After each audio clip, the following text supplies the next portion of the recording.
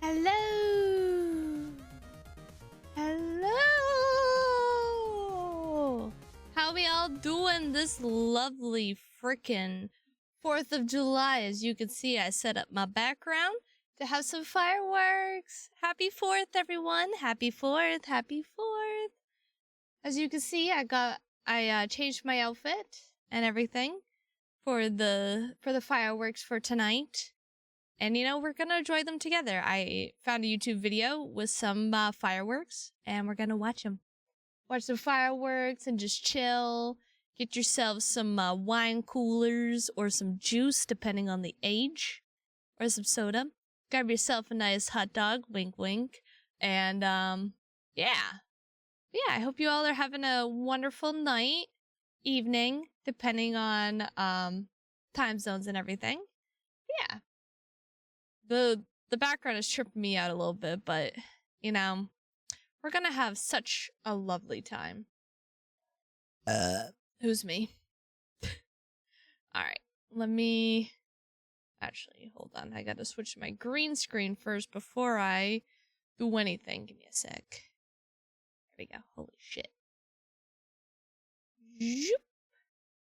And, nope. And a zoop. Alright. Now we can minimize that. Switch the screen. Hey, why did it skip? Don't skip. Don't do that, that's rude. Anyway. Got them fireworks. You gotta let me know how the sound quality is. That's the only condition. Give me 1 sec, I'm gonna...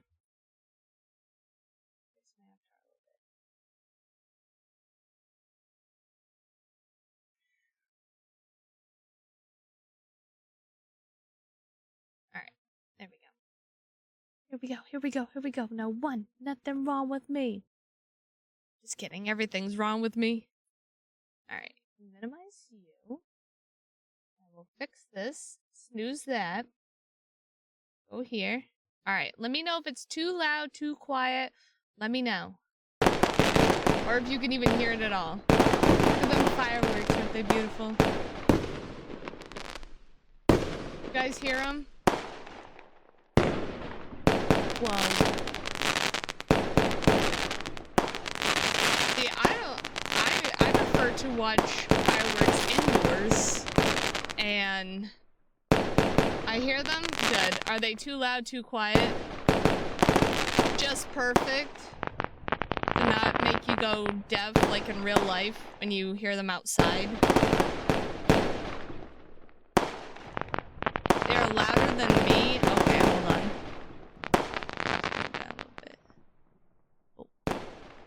Is that better? I feel like they're too quiet now. Perfect, perfect. Heck yeah! Happy 4th! Happy 4th, everyone! I love fireworks. I almost bought sparklers at the store, but and I was gonna try to figure out how to, like, you know, have my webcam facing outside so I could do sparklers, but that was too much work. They're shooting off fireworks here already. Yeah, same here. My dog's been barking a little bit because he can hear the fireworks happening next door. I'm surprised this year, like, not a lot of our neighbors are shooting fireworks. Last year, I feel like every neighbor was shooting off goddamn fireworks.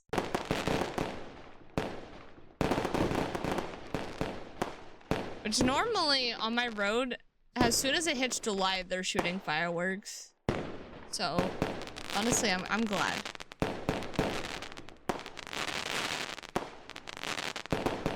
Ooh.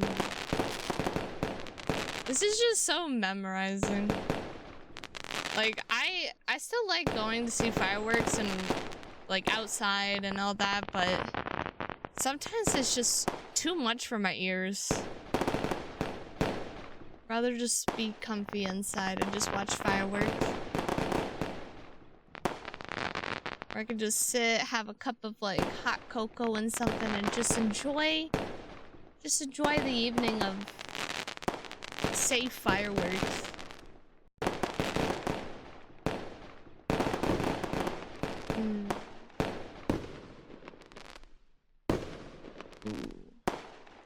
Wow. Whoa. Dude, I'm loving all these fireworks. They're awesome. Very early. It's only 10 p.m. Dude, we've had here, they were shooting fireworks before it was like dark out. They were shooting fireworks till like 7 o'clock. 7 o'clock, 8 o'clock. It's almost 10 o'clock here. It's 9:56 p.m. But I don't know. We shoot fireworks early here. I don't know why. We're weird.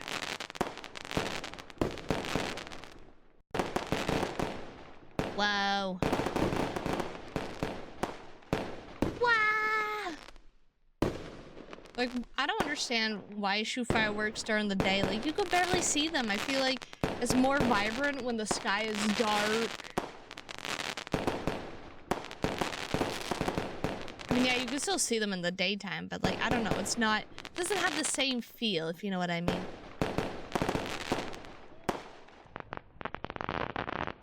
Oh, I love the ones that like have the little like crackling noises. Ugh.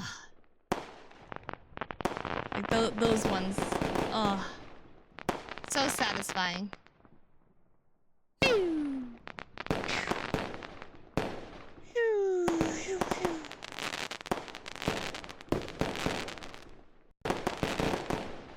We're only 4.5 minutes in. This is a 10-hour video.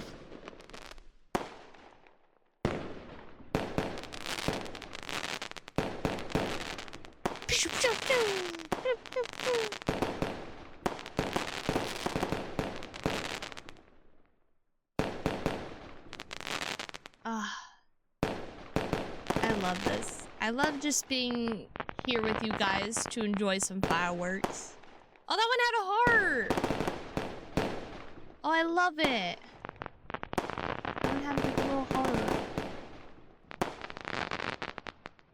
Try to pay attention to the ad so I could stop it before it actually plays. Even though I know some of you guys have no ads, I still... Anybody who doesn't have it, I want them to be able to enjoy the fireworks a little bit longer without being interrupted with ads. Oh, I love this. I love it, love it, love it.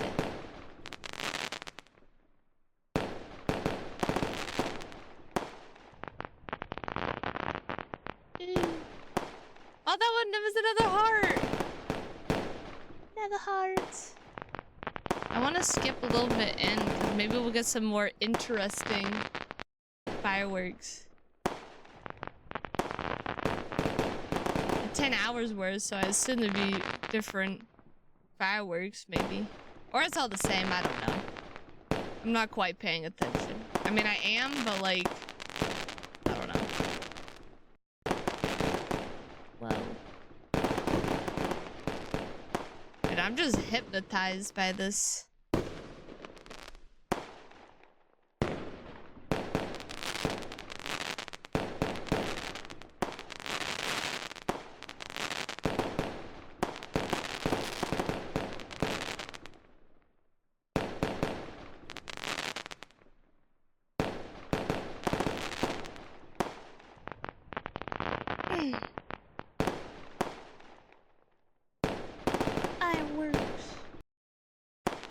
A little bit in.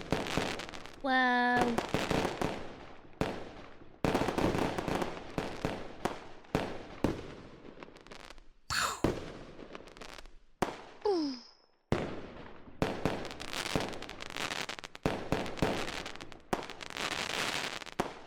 Just spend the whole time just enjoying some fireworks.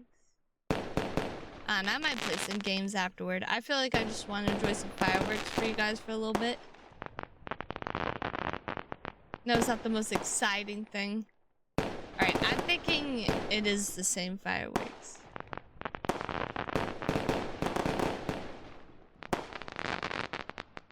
Yeah. Alright, we can find better fireworks. Better fireworks for everyone. Hold on. Love you, Pierre. I've heard enough fireworks. I don't know what you talk about. You're gonna lurk, that's fine. You don't want 4K amazing fireworks, Shaky? You don't want that 4K fireworks? Look at this. Hot in 4K. Wow. It's fine. Thank you for the lurk, Shaky, and watching some fireworks with me. Now that you're sick of them, hate them, never want to see them in your life ever, ever, ever, ever again until next year. Never, ever, ever, ever. Ever, sever, will ever. Also, I changed my, thing for fireworks right now. Everything is fireworks. Everything. Everything. Ugh. You know what we should play, guys? We should play that visual novel and finish it. We should finish it.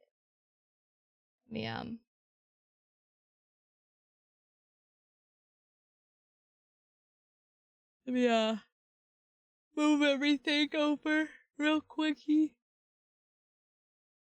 I mean, honestly, I could just show everything. I don't care. We're gonna have to, go to display capture anyway. That's the thing we're gonna have to do already. No, that's not what I wanted to do. Stop. There we go. Alright, let me just display capture. Look at my lovely screen. Siren's call. Let's go. Boop. This game is a work of friction. Everyone is 18 years old. Just as a heads up. Everyone's 18 years old, so no calling the FBI, please. No calling the FBI's.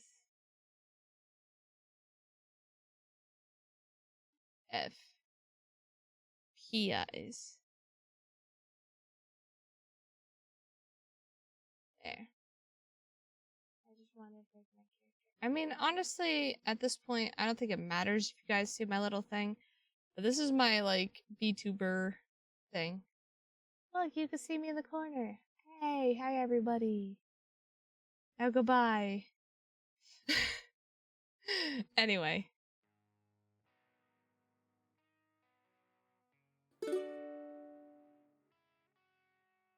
Let's go back here to the cringe.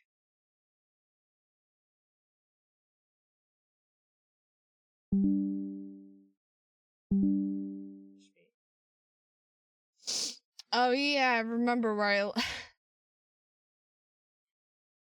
I'm not some spineless protagonist in a low-budget hentai. I'm not gonna set my relationship with Violet on fire just because you grab my arm and stuff. Hentai? Judy, you cosplay. You know what hentai is. Wink. Maybe it's wrong of me to conflate this image I have of you with how you're actually behaving right now. Maybe I should just shut up and accept your feelings as some sort of definite truth. But everything about this just seems really, really out of character. I know you're mad at Violet, but you are mad enough to get me to cheat on her, right? Right? I end it there, doing my best to pull the ball. No, to put... I ended there doing my best to put the ball in Judith's court.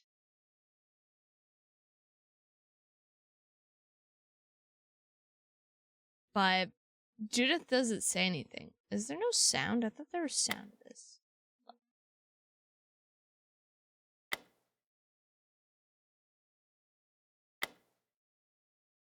I don't know. It makes sound. But Judith doesn't say anything. Oh my god. No way. No freaking way. There's no way you're that bitter. Jesus, Judy, really? Is that really what this is? Even after my taunts, Judith doesn't say a thing. She simply stares at me, a light fading from her normally vibrant eyes. Judith? Hello? Is there a reason you're trying to wrap me up in all of this? Speak now or forever hold your peace. You're the one acting out of character, Oliver. Judith's voice, normally so sweet and comforting, is laced with something that paralyzes me to my core. Why are you suddenly so sloppy and imprecise with your words now? Up until today, you were always so careful about the things you said to me.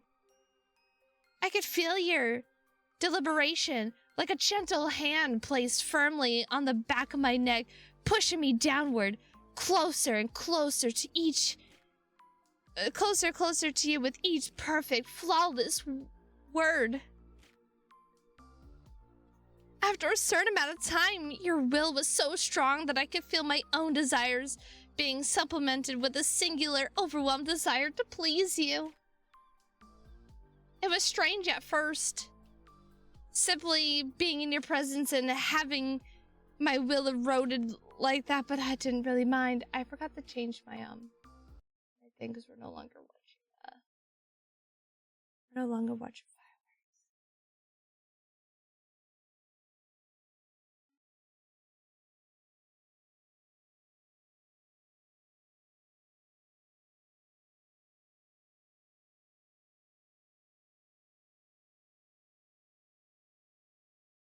I don't want to lie to everyone.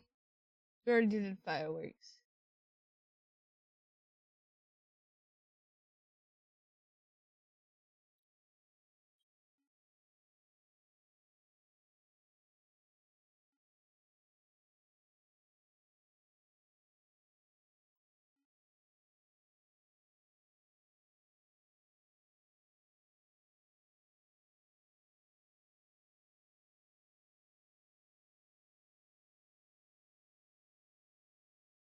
I can't even spell visual.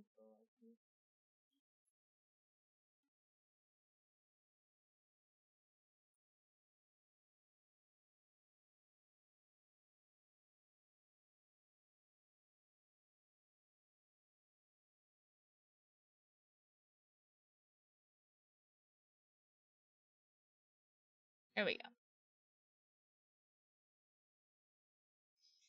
It was strange at first, simply being in your presence and having my will erode like that, but I didn't really mind. I was eager to give you my time, my body, my future, anything you wanted to cultivate the person you were ultimately meant to become. It didn't matter what I was doing before. If you wanted to spend time with me, then that's what we were doing. Everything I did was in service of you. Everything was in service of strengthening our bond. And then I lost to Violet, naturally inhabiting the amount of support I could provide you. But again, I didn't mind. Not really. I was content to be your childhood friend and nothing more. After all, Violet is the one you wanted to Oh my god, what the fuck? Emil, Ashton, and Andy never had the chance to be an object of your affection like that. So compared to them, I had it great. There was no point in ever feeling sorry for myself. But now, that gentle pressure in your words is gone. Whoa. And if that's gone, then so is my patience. Is this visual novel rated R? This is rated R. Is this rated R for... So yes, it might be out of character for me to act like such a homewrecker. But you're acting out of character too, so that changes things a bit, don't you think? And if you're not acting how you should, then why should I? Why should any of us? If I have one last opportunity to give you everything you want, then why shouldn't I take it? I don't want you to act like this, Judith. You're lying. This is absolutely what you want. It's the perfect fetish for someone as low functioning and socially inept as yourself. What the fuck? What the actual fuck is this? You want someone completely won over by your words, somebody completely under your influence. Isn't that the easiest way to prove to them you're not defective? Judith dives forward and presses her warm, voluptuous figure against me. She moves her perfect pink lips to my ear, her breath hitting my naked brain like a bullet of steam. So just tell me what else you want, and then we could get started. What I want? I want... No. Yeah, good boy. Good boy, Oliver, good boy. Good boy, give you a pat on the head. Just a little pat on the head. I want to watch a movie with you. Your choice. I don't even care. Just please get off of me.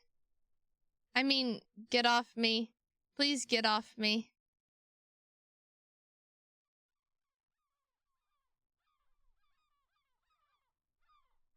Then why didn't you say so earlier, silly? Let's watch something lighthearted this time. I want our last day together to be a fun one, okay? Okay. And just like that, she's completely back to normal. As she gets us to find the movie, I try to drown the weight in my stomach with a mouthful of sweet tea. But all this does is turn the brick of lead in my gut into a cube of grainy, disgusting sugar.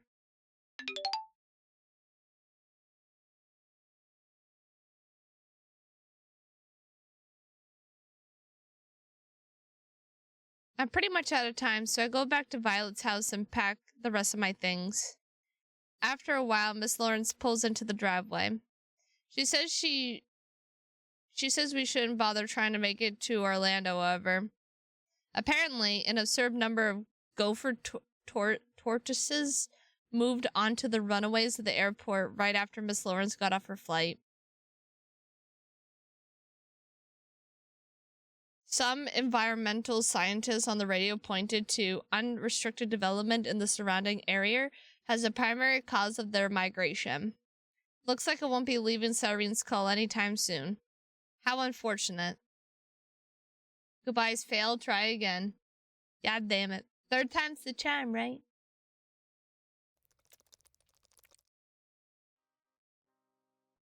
Third time the charm.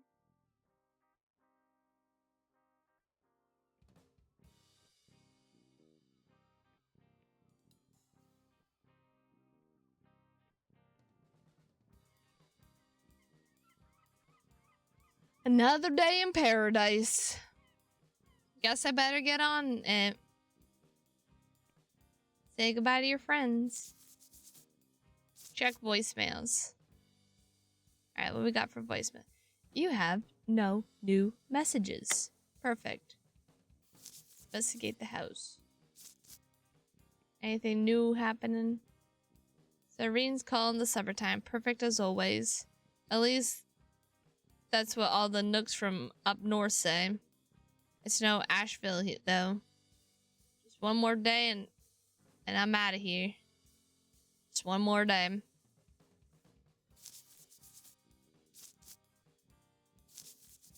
I have to leave home. Yes. Yes. Alright.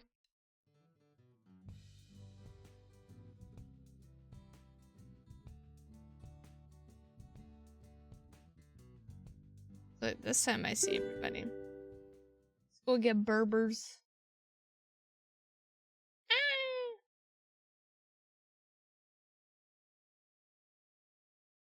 Hey there, Oliver. Lovely weather we're having today, huh? Lovely weather? It's the same as it's always been, dude. What am I even supposed to do with something that fake? I don't know. I don't know.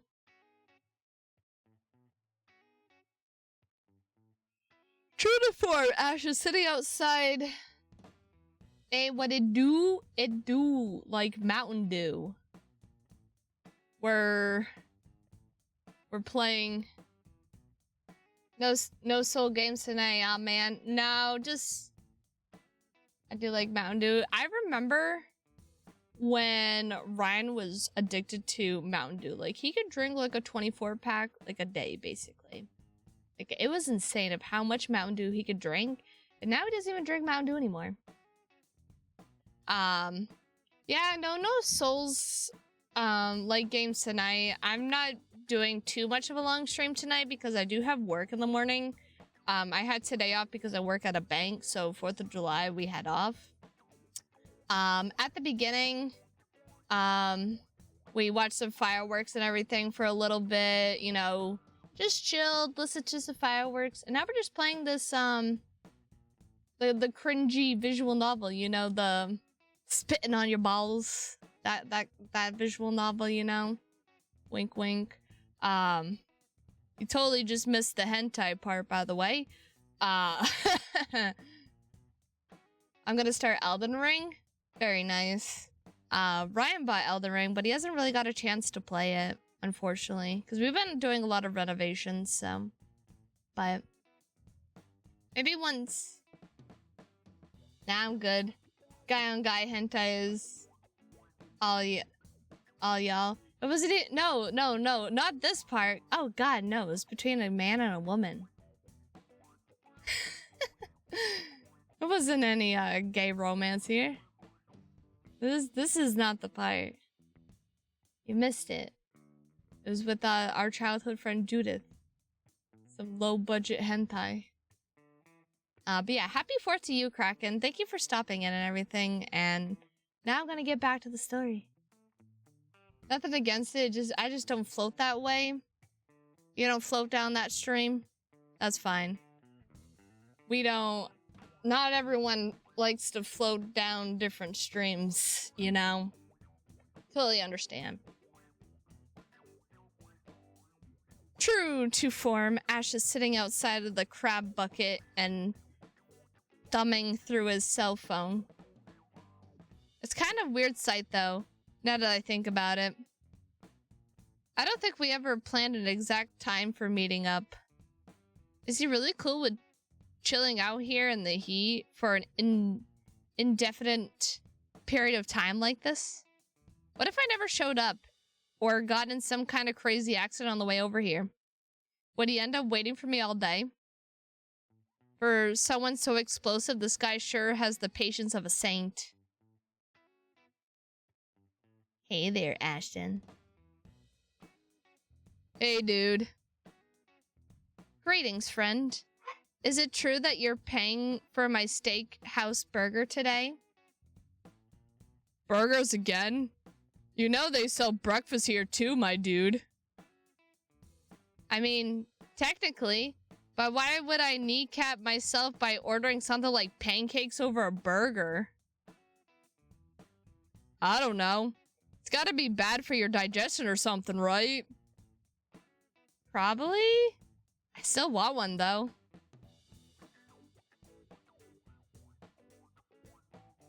Yeah, me too. My dude. Let's go get a table before it gets too crowded, my dude.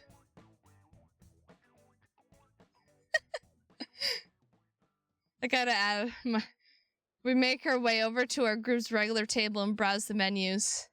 The fatigue I feel from this morning is swelling inside my brain like a wart has the...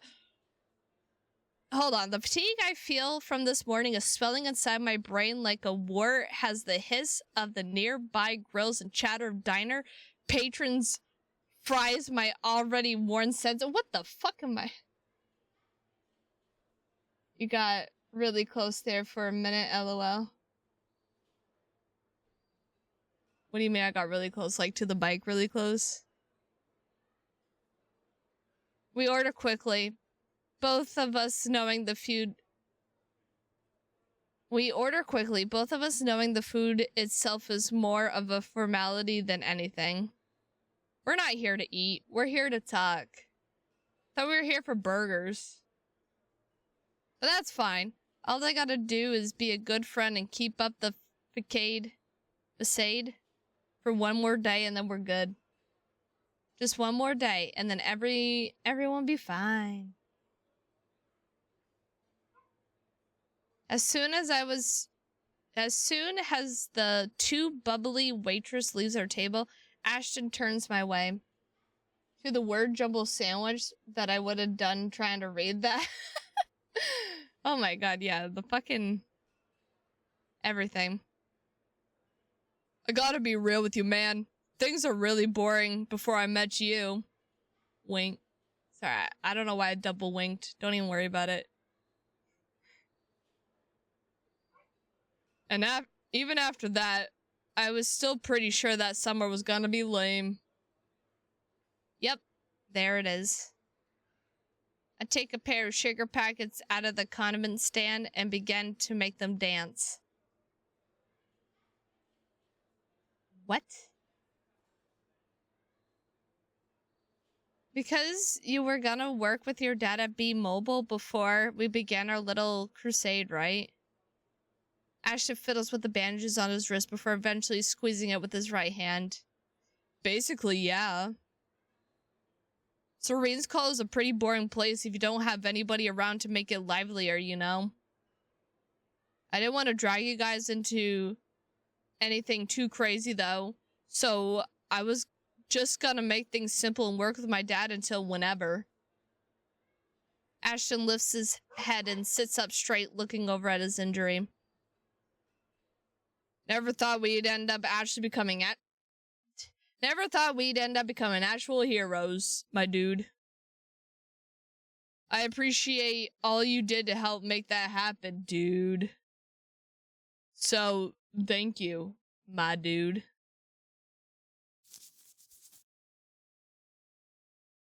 You were amazing. I know that's what I should say, but... I should say he was amazing. I should let him feel good about himself. Even if it's not exactly that, I know I should say something along those lines. Anything more honest would be devastating for him to hear, especially today.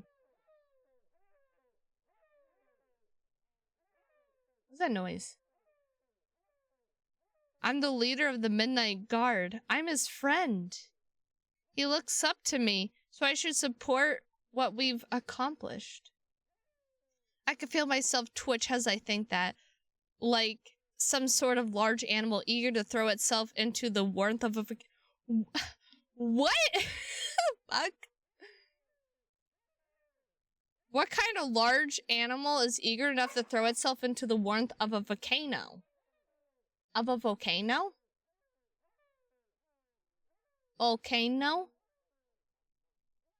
Ah, yes. I too feel like I need to embrace the warmth of the volcano. Making everyone happy is my purpose. I know this is my purpose. What are you gonna say, Oliver? And yet? Please don't thank me for any of that, Ash. You can think whatever you want about yourself, but I'm not anything close to a hero. I don't think any less of you guys, but I'm not too proud of how I've handled things this summer. I'm sorry, Ash, I really am.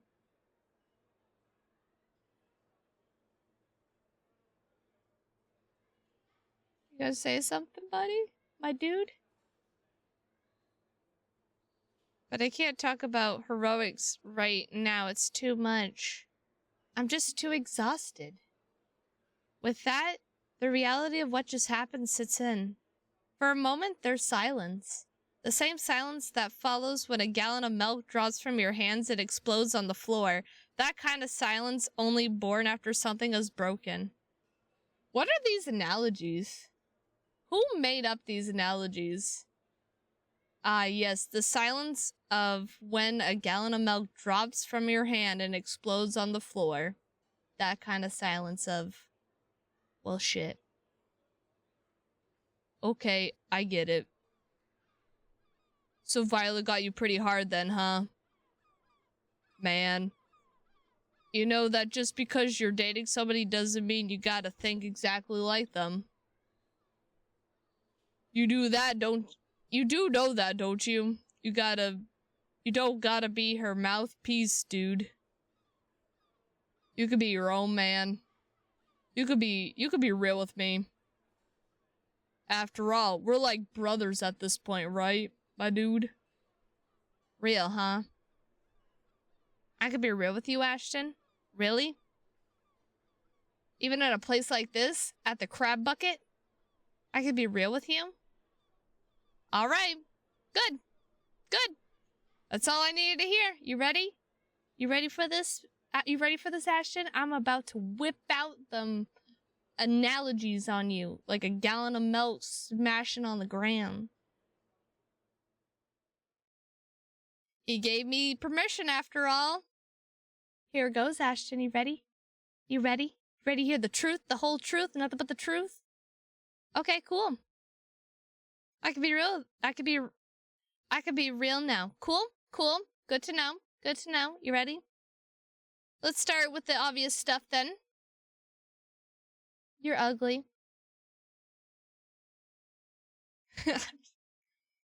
We don't even really know what Sirens are, and yet I gave the thumbs up to begin an entire campaign exterminating them. Why should I feel proud about that? Wait, what? That's not true. We know what Sirens are. Emil says... Bro, Emil doesn't even know how to do his taxes yet. I know you love the guy, but come on. We just got out of high school. We shouldn't be committing frickin' genocide. Man, I don't even know what my major is gonna be when I get to fucking Asheville.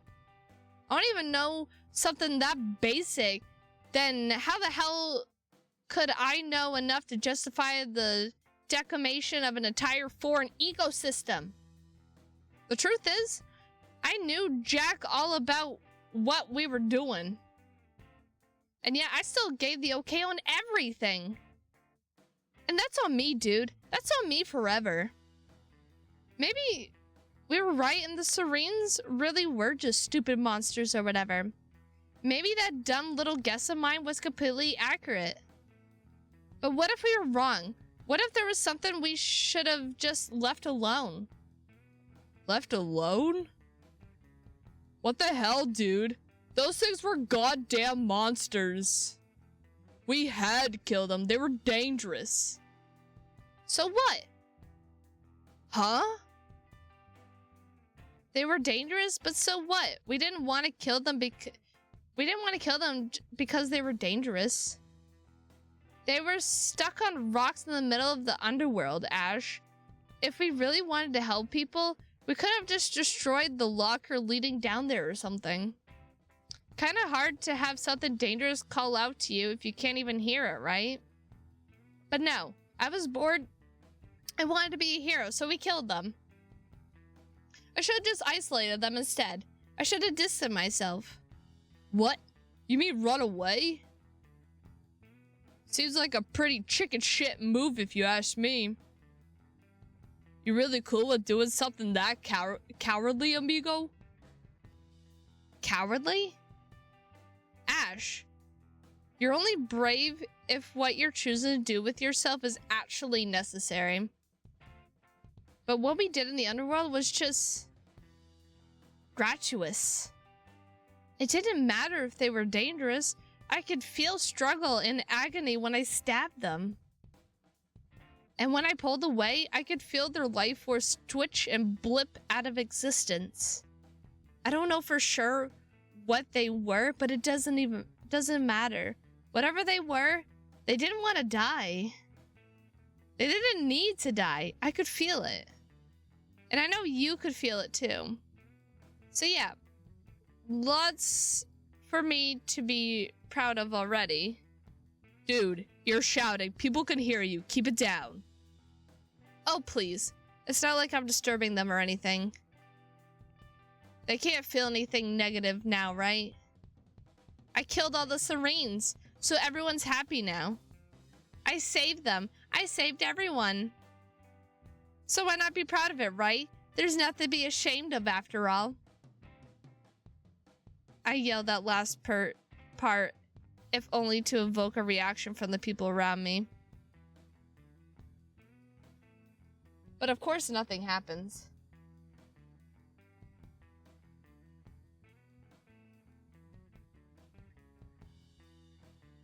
Like shadows in the background of a painting, everyone else is in the diner is static, unchanging in their idle chatter and pleasantries.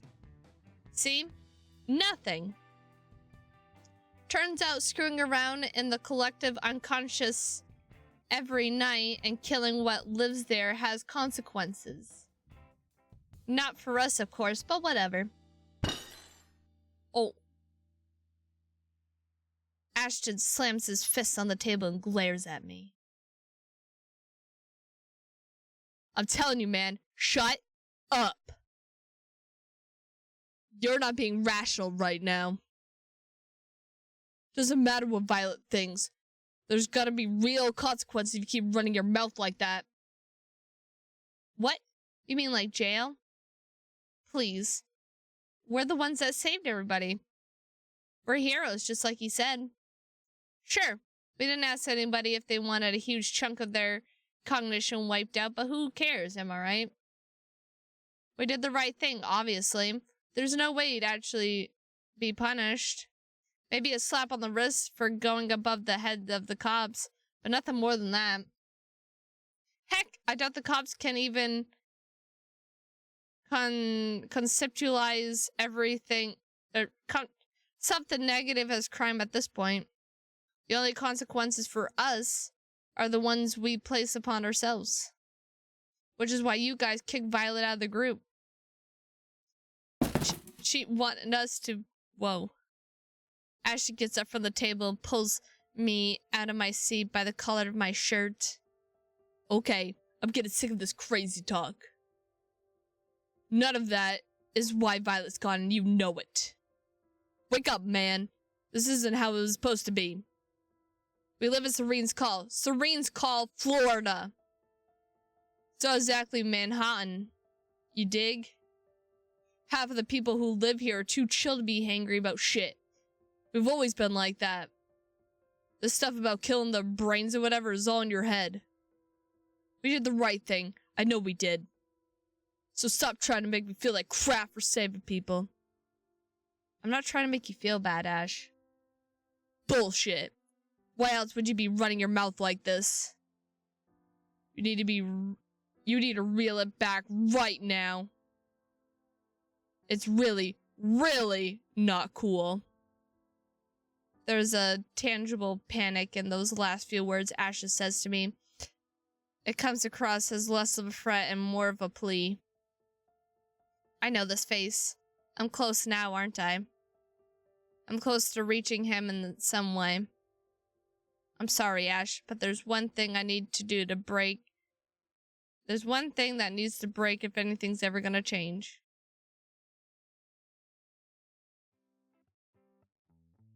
Okay, you're probably right. The people here aren't brain dead, they're just chill. And I've been so busy with you guys all summer that I probably never even noticed. Yeah. Yeah, exactly. Yeah, making Ash feel bad? Yeah, I know. It's the same. It's the way things are, you know. Especially in the summer. All the geezers and snowbirds are just sleeping from the heat. It makes sense. Oh, definitely. It's unlikely the stuff we did in the underworld had any drastic side effects, you know? If it did, we probably would have noticed them by now. Yeah. Killing the seed would have affected everybody we know that lives here. Even the people we live with would have changed too, right? Ashton's face freezes in shock. Right? That reminds me. How's your dad been doing after all this? Is he still Oh, shit. I'm stopped before I can finish my set. Oh my. Are you good? No more shattering glass? The force of Ashton's fist sends me reeling across the table and into the wall. Are you sure you hit a wall and then smash out a window or something? That sounded like a lot of glass. Or someone hitting a wall. The impact shoots some of the air out of my lungs, making it impossible for me to respond to what he says next. Dad's doing great. He's the happiest he's ever been. Thanks for asking. He hasn't had a drop of booze since July. Hey, it's July right now. Isn't that perfect? He cooks dinner with me now, too. Chops the potatoes and everything. Hell, yesterday, we even went on dawn patrol and got some waves together. You're right. It's like he's a completely different person. So if I had something to do with that, then I refuse to think of myself as anything other than a hero. As he says this, I can feel air fill in my lungs again. I grab the edge of a chair and pull myself off the floor. And you're really okay with all of that? You're okay with such a drastic, irreversible change? Are you stupid? Of course I am. He hasn't been this much of a father to me since I was 12. That's because that's all he can be, Ash. It's the same how our waitresses can only be waitresses now, or my mailman can only talk about the mail. Everybody in town has completely swallowed by their roles because that's the only thing we didn't murder. I'm happy for you, dude, but are you really okay with your dad just being your dad and nothing else? What else would your dad be? Besides your dad. Are you cool with having every part of who he... Are you cool with having every other part of who he is ripped away? We are not murderers. Well, we sure as shit ain't heroes. You don't need to be perfect. Your dad doesn't need to be perfect. You didn't love him any less when he was depressed, right? Even after all this, you know he's still an incredible man. And you're still my friend. We can come back from this somehow. We can start fresh. We don't need to lie about— Shut up! I am not starting over again. Fuck, man. You were so much more likable when you weren't so goddamn preachy. So you know what? I'm gonna beat you down until you go back to how you should be. As my friend's threat rings throughout the diner, a smiling waitress gently places their food on the now disheveled table. Without another word, Ashton charges me. Dude, I'm about to get my ass beat. Oh god. Oh, okay. Analyze. Oh. Analyze these fists in my face. I have barely any time to act before Ash rushes me down. True to his word, he does what he does best and beats me up. Take that and that and that. And this and that and that and this. Fucking. Let me just type it in myself real quick. If it'll allow me. Dead. Got beaten the shit up.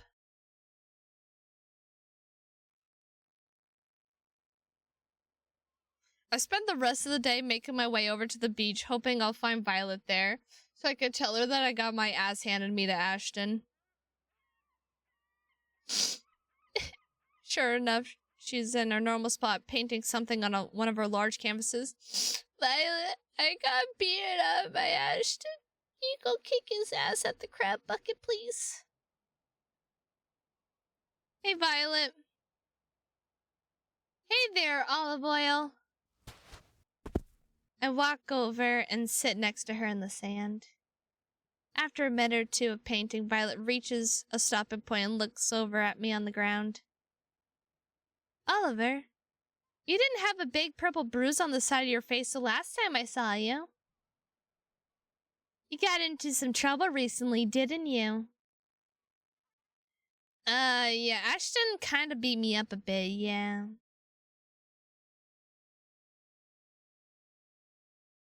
Beat you up with his muse, or beat you up in a more traditional sense?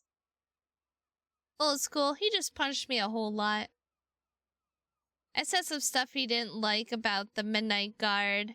Basically, that I wasn't comfortable with him calling me a hero and all that. Then I asked him how his whole man was doing when we killed the seed, and I think that might have sent him over the top. Yep. Why am I not surprised? None of them are ready yet, are they? Damn it. Did you fight back? Is that why you're so beat up? I mean, yeah, kinda, but I didn't really want to. Then why did you? If you didn't want to, and didn't need to, then why did you?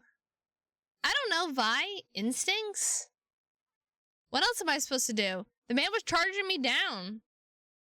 No idea. I don't see why you had to... I don't see what you had to gain by fighting him, though. I guess.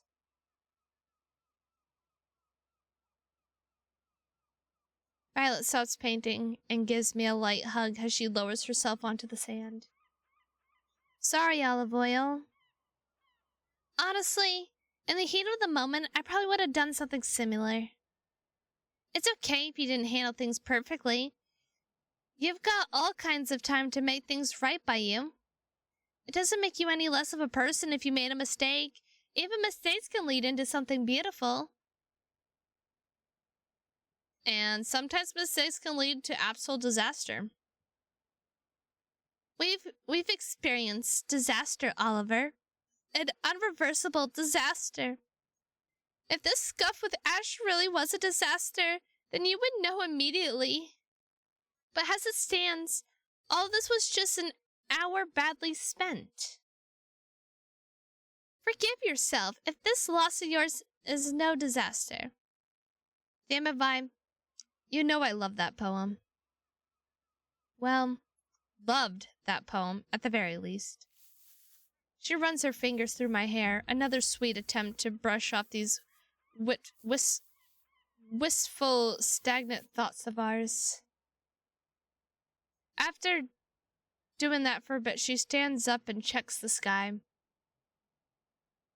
Still overcast, then.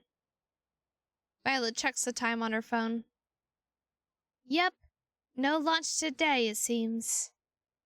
That's fine, that's fine. Just give it time. Come on, let's go home. You've got your future waiting for you in the morning, mister. So let's get ready for it.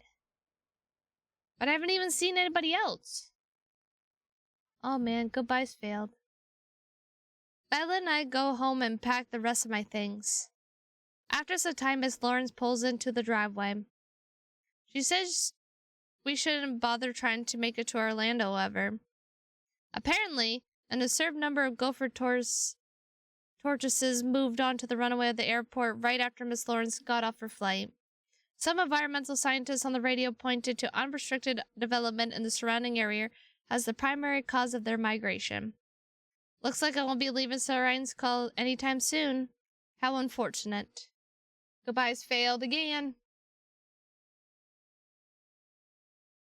Put in loser. Fucking loser.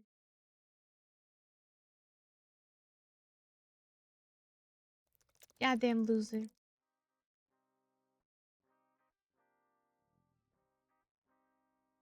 Another day in paradise. I better get on it. We got any voicemails? You have no new messages. Perfect. To check saved messages, press 1 now. Leave home. Yes.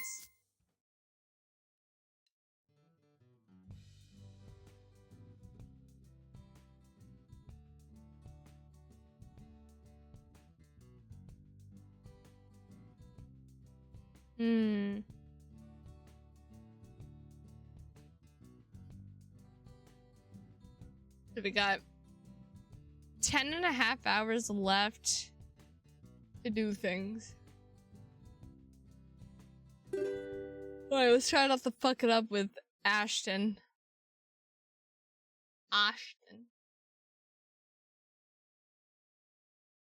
Would you like to skip to the fight with Ashton? Wait, okay, I just...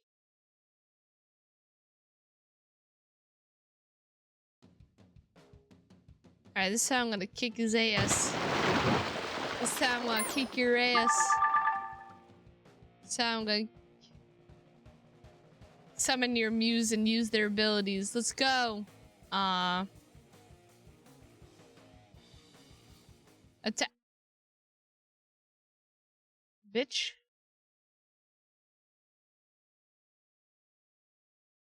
God damn it.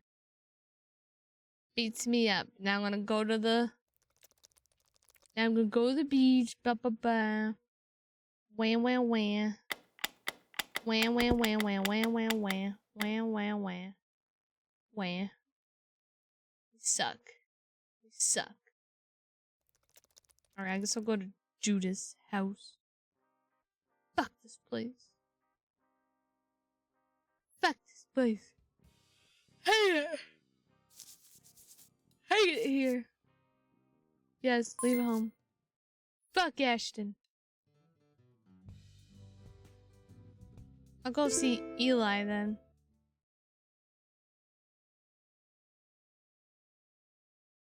Emil, not Eli.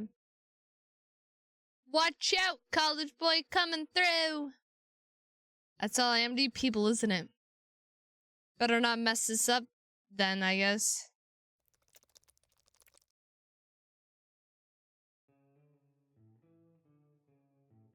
Find myself at the local library, domain of absolute knowledge, as well as a weak pervasive chemical smell. Even if Emil isn't here, I can at least return my book so the feds don't end up chasing me down. Thankfully, his presence in the far corner of the room ensures my trip here is at the very least an efficient one. So I begin walking over. My friend looks up from his book and greets me with a curt wave of his hand. You're here. Excellent. Glad you could make it. Me too. You still want to talk about the book then? Definitely. There's too much in here for us not to ignore. We'll have to keep our discussion down, however. There's a big chess tournament happening on the other side of the building. And you didn't enter it? I figured you'd be chomping a bit for another chance to increase your ELO ranking, Mr. Future State Champ. Normally, yes, but those sort of events typically take all day, and I didn't want to clutter my schedule. I'm sure you can discern as to why. Emil kicks the left side of his face with a smirk, and I cannot help but do the same. You passed up easy money on my behalf, Emil? I'm honored. Currency is but a relic of the days. Pride is forever. And I wouldn't be able to handle the shame if I failed to send you off properly, now would I? Thank you, number 2. I appreciate that. Although I doubt you think so little money if you had to, you know, actually pay rent or something. A delightful hypothetical to be for sure. One that I'm eager to explore in the coming months. There's no way you're excited to pay rent, my guy. You don't have to act big around me. I'm pretty sure we both know it's gonna be terrible. Perhaps. But for now, we're young and free of debt. So just give me a sec to go to the bathroom and we'll get started, alright? Alrighty. Oh. And number 2?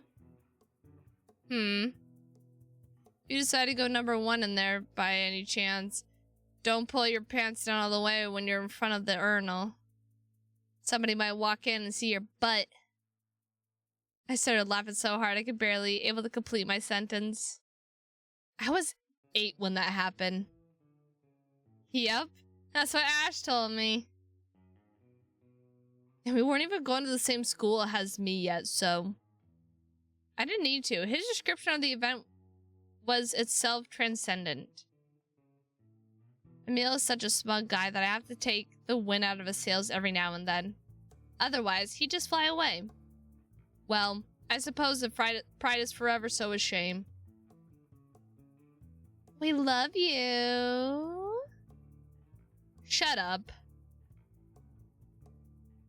Shut up, you boy. Emil walks away, humbled but not completely put out. In fact, by the time I sat down and finished my copy of The Stranger, he had already begun making his way back over. He sits down across from me and we began our discussion. The technique that the author uses is remarkable. He writes in such a way, although Marsoult is detached, he's still quite relatable. Hardly the heroic type though, right? Indeed. Well, he is technically the protagonist. It's clear and is clearly in a pitiable situation. I can't say he doesn't deserve what happened to him by the book's end. Tell me, what do you think Marsoult's greatest sin was? The fact that he murdered people? His refusal to be an honest member of society. He's practically faultless. Society has failed them. It's too broad of a question. There's an entire potluck of things that jerked it horribly. So if we start diving into something that hysteric, we're gonna end up being here all day. But I've got something about this book that I've been dying to ask you specifically, Emil. Oh? You don't say. Normally, Emil would be much more upset that I dismiss his musing so rapidly.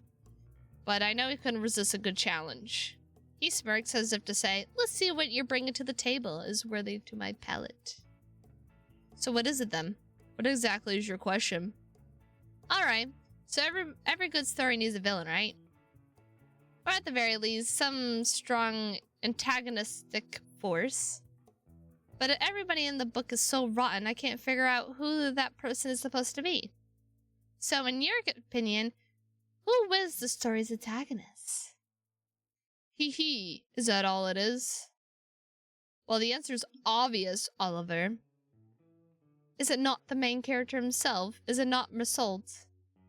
After all, his refusal to think of himself and commit to any meaningful role in life ultimately is what allows him to be taken advantage of. He'll do anything, say anything, and become anybody, so ultimately, he's goaded into becoming a murderer. No way. No, that's so backwards, dude. You don't think the guy that gave him a gun halfway into the book and was all like, go shoot the other guy, he's been looking at me funny, is not to blame at all? You don't think Raymond is the antagonist? No. No, not at all. It is Marsoult's whole weakness is that allows him to be manable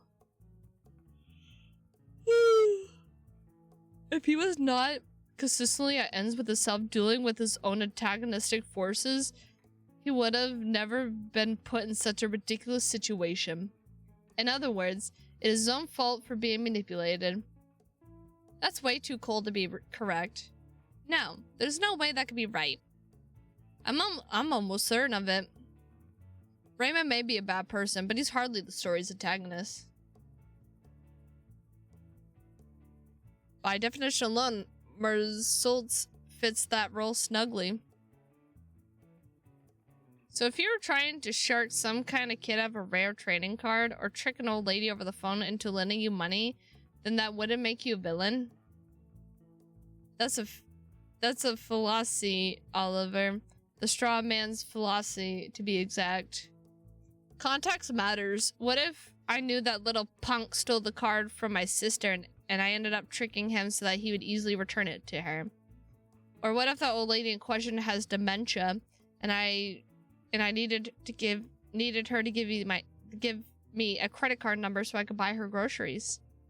And even if surface details points to villainous intent, in the grander scheme of things, I might not be the antagonist of whatever story I'm in. But you'd still be a jerk. Even if you weren't the #1 jerk, second place still isn't bad. Sure, but it's not risk of sounding pandetic. You implied a singular antagonist in the phrasing of your question. And the single greatest force working against our protagonist here is, in fact, himself. I think that's pretty sound thesis, don't you? I guess. I don't like how little blame he's placing on the guy that's manipulating everyone, but I can't refute his argument. Maybe. I guess you're right. Perhaps. But no matter what role the character actually plays, it still makes for a fun discussion. I'm glad Judith was kind enough to recommend this book to us. As always, she has remarkable taste. I suppose it's no surprise that her preferred reading material turned out to be so divine. Whoa, divine, huh? Does she know you're whipping out the big adjectives for her like that, #2? You might want to tone it down in case she ends up walking through that door and she sees something else breaking out of you, if you catch my drift. That reminds me. There's one thing I feel is worth a mention, Oliver. Oh? You're wrong about being second. There's nothing wrong with being in second place. Being that close to absolute perfection and coming up short is sickening. Remember that.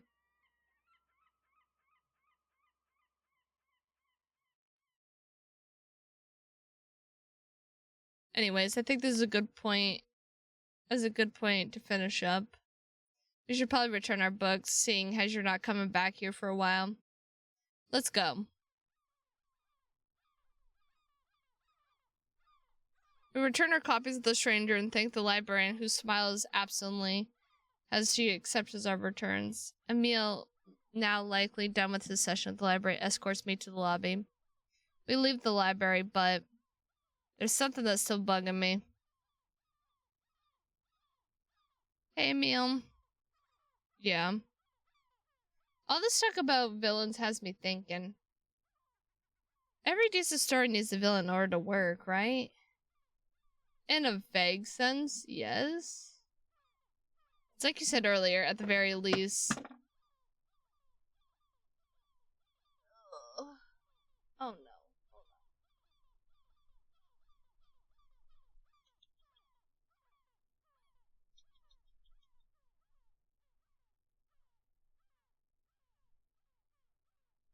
Sorry, I had to stop a cat from knocking everything off my shelf.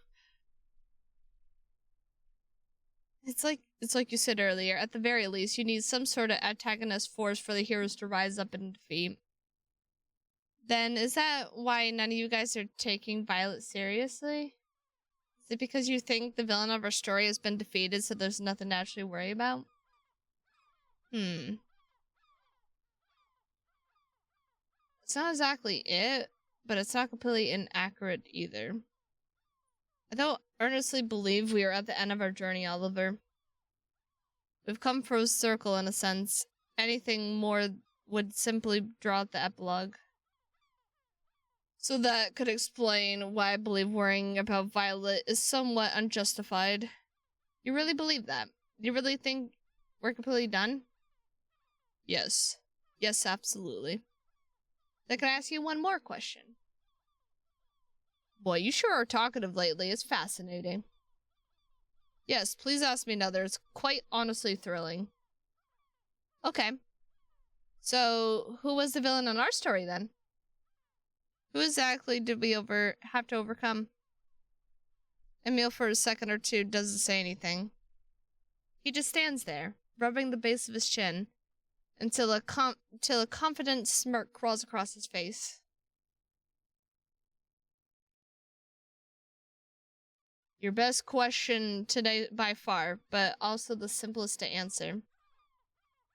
It was the Sirens, Oliver. The monsters that lived in the backside of the town's consciousness. The malady and long-ever species made flesh. That is what we had to overcome. It's as simple as that. So relax. If anything to note occurs in your absence, we can trust me to email you the details as soon as possible. Emil walks over and puts his hand on my shoulder. Until then, thank you for the great discussions. I'll see you soon. Stay sharp.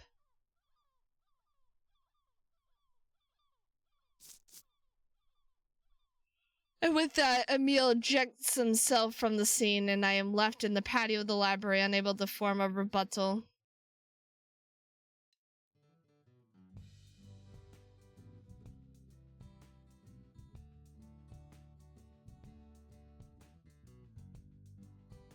Let's go to Judith now.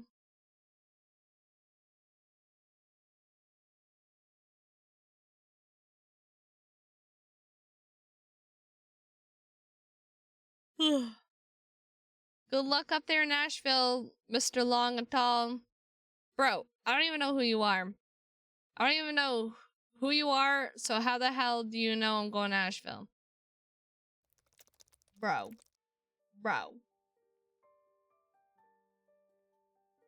I bet almost anything that Judith is home today. Across the threshold on her porch and pressed down the glossy ivory doorbell. Ding dong! I'll be right there! A powerful tone rings out behind the door, followed shortly by Judith's familiar, comforting voice. At first, the door opens just a crack. It is only after she sees that it's me on the porch and not some stranger that Judith feels comfortable enough to put herself in the doorway. You came! Oh my gosh, you really came! Hi, Judith. Judith's display of genuine appreciation and joy makes me pause for a bit. I'm a little embarrassed that I can't think of a meaningful way to follow her up. So I kind of just wave my arms back and forth and smile as to say, yes, I'm here. It is in fact me. As lame as my greeting is, the jazz hands alone are enough to elicit a giggle at least. Hehe, what was that? Just me saying hello, I think. Hello, Judith. Do you want to hang out for a bit? I'm not interrupting anything, am I? No, not at all. I mean, no, you're not interrupting anything. Well, that's not entirely true, I suppose. Wait right here. I have the oven on. Just give me a minute. Okay, will do. Judith rushes back into the house, carefully not to slam the door behind her.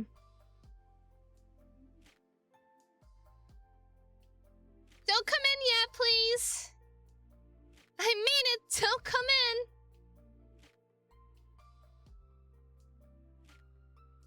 Just a little bit longer.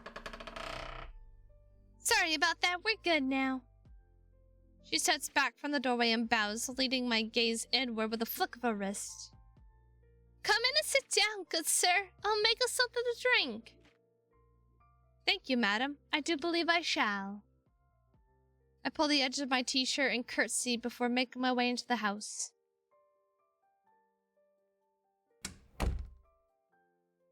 Judah's house, our base of operations, is as hospitable as ever. At this point, Andy probably would have stormed the front door or screamed something at me from our bedroom. So Judith and I are likely the only ones here. I take a seat in the living room while Judith half skips, half runs into the kitchen. After a deep breath, I notice something pleasant ascending the otherwise crisp, neutral air. You said the oven was on, right? By any chance, were you baking something vanilla-ish? It's a surprise, Mr. Nosy Nose. You'll find out soon enough, don't worry. Is sweet tea good to drink? We still have some leftover from last time. That sounds lovely. Do you mind shaking up a little bit before you pour, though? The sugar just sinks to the bottom if it sits around too long. No problem. I'll pour you the rest and then we can chat for a bit. Judith, unsurprisingly, is as agreeable as ever. The way she waits on me makes me hate myself a little bit, but not enough to deny her kindness. Despite the pleasantries, or perhaps because of them, a sticky, sweet guilt begins to bloom in the pit of my stomach. But this, of course, is perfectly normal for us.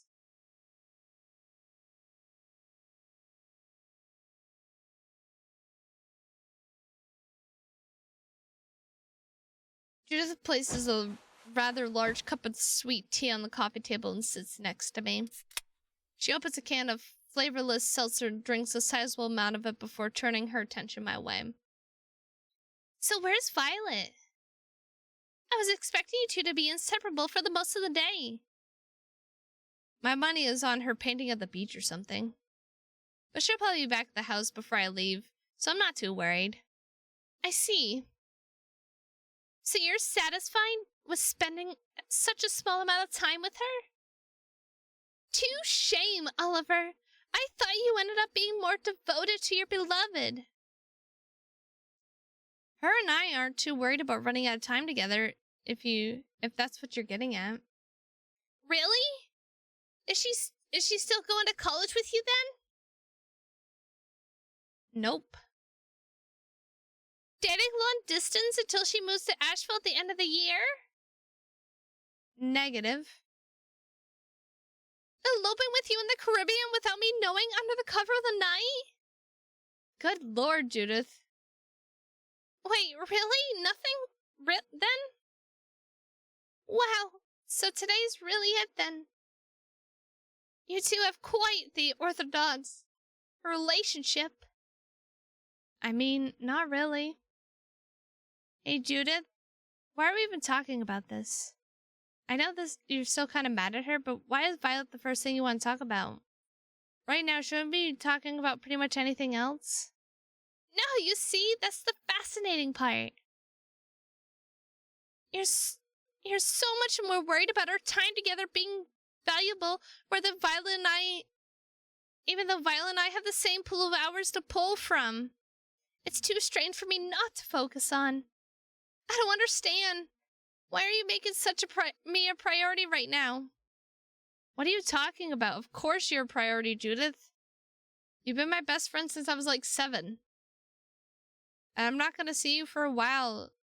There's no way you wouldn't be a priority.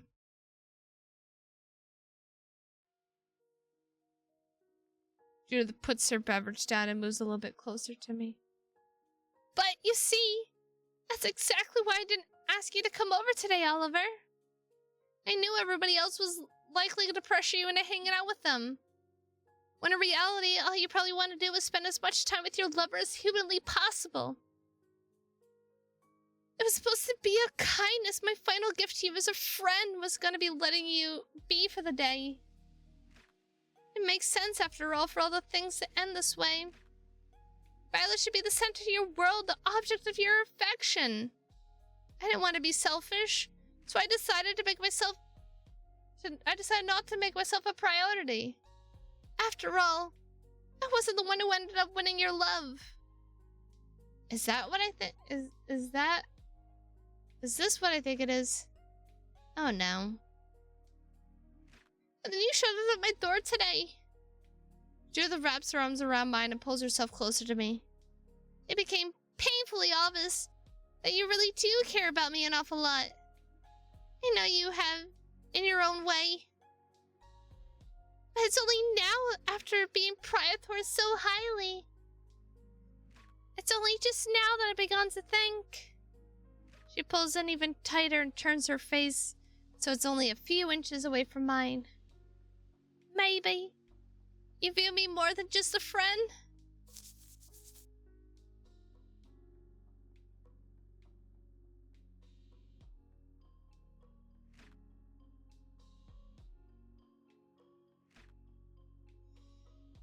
Oh, last time I did, let's just fucking kiss her, man. Let's just kiss her. Judith, baby. Let me love you. Let me, love you, Judith.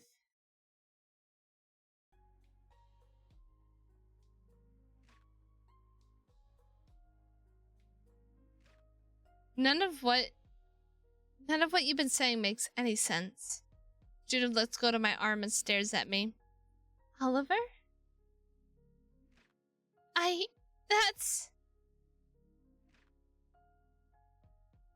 That's a pretty rotten thing to say.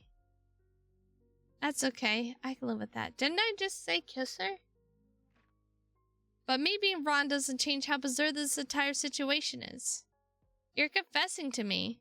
I get it. That's kind of a big deal. But why on earth would Judith, the woman so dead set on doing the sweetest possible thing in any given situation, why would that person be trying to cheat on my girlfriend the day before I leave town? Because I love you? I mean, you and Violet are breaking up anyway, so what does it matter?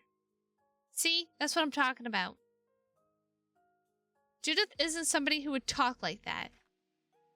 She's known me long enough to know that's something she's known me long enough to know that's something I would never even consider doing in the first place. So who are you trying to appeal by acting like this? Who exactly are you trying to impress? I'm not some spineless protagonist in a low-budget hentai that I'm gonna set up my relationship with Violet on fire just because you grabbed my arm and stuff. Heh, hentai? Judy, you cosplay. You know what hentai is. Maybe it's wrong for me to conflate this image I have of you with how you're actually behaving right now. Maybe I should just shut up and accept your feelings as some sort of definite truth. But everything about this is really, really out of character. I know you're mad at Violet, but you aren't mad enough to get... I know you're mad at Violet, but you aren't mad enough to get me to cheat on her, right? And there, doing my best put the ball in Judith's court.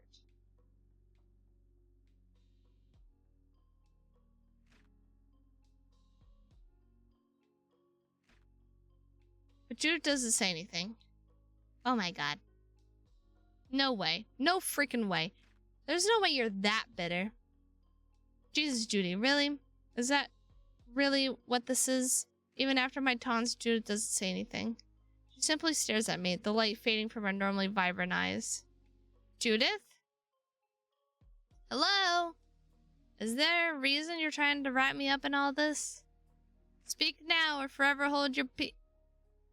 You're the one acting out of character, Oliver.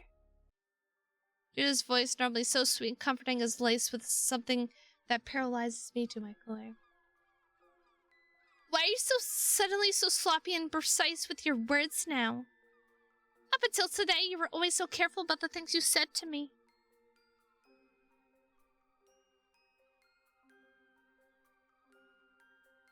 I just skip this. After a certain amount of time, your will was so strong that I could feel your own desire being supplanted with a singular overwhelming desire to please you. It was strange at first, simply being in your presence, having my will eroded in my mind. I've already read all this. I want to skip it all. We already did all this.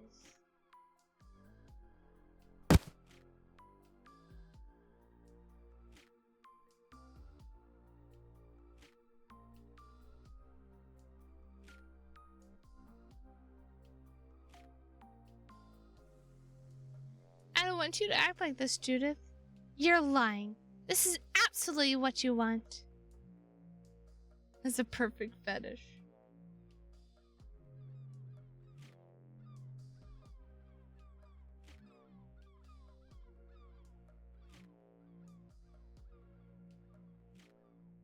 What I want? I want...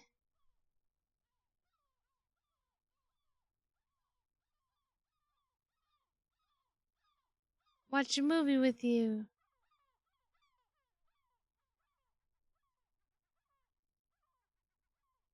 And then just like that, the day's gonna be over and we're gonna fail and have this all over again. All Cracker Jacks.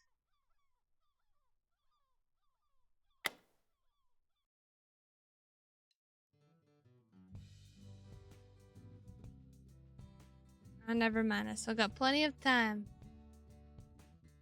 5.8 hours left. We'll go here, do some exercising with Andy. Hey kid, how's your lady friend doing? A lady friend? Do you mean Violet? Her name is Violet. Do you even know that? What sort of conversation is a comment like that supposed to spark anyway?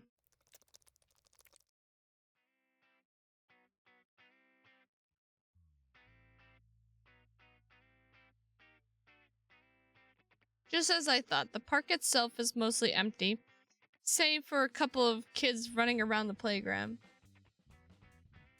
Andy, of course, is aggressively doing pull-ups on the monkey bars.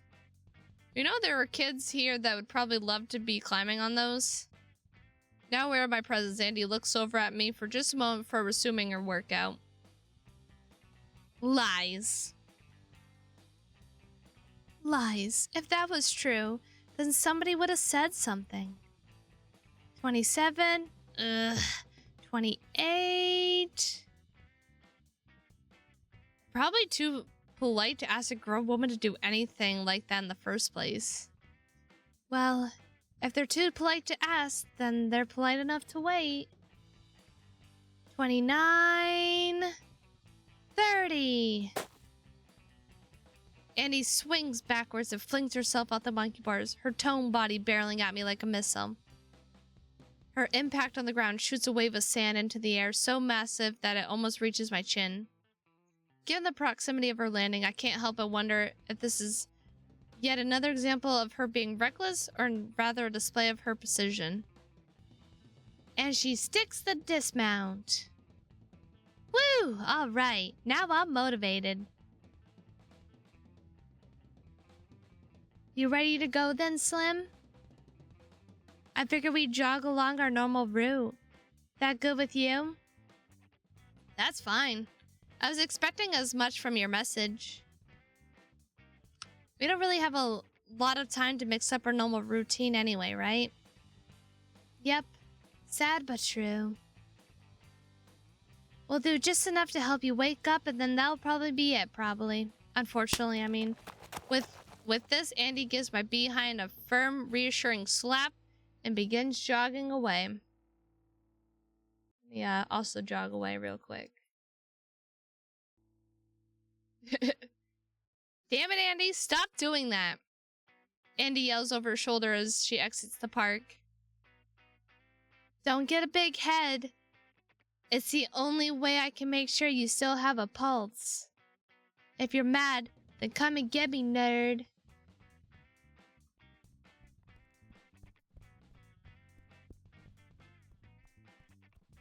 Our route takes us all over the island.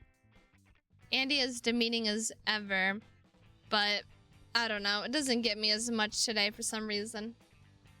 Naturally, she slows down a little bit as we approach Ashton's house. You haven't met up with him today, right?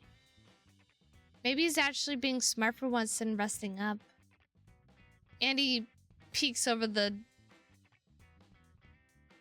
stipulated fence, staring into the dark grove of palm trees and ferns shrouding Ashton's house. No lights. Come on, Ash. Stop doing this to yourself. Don't you want to get better?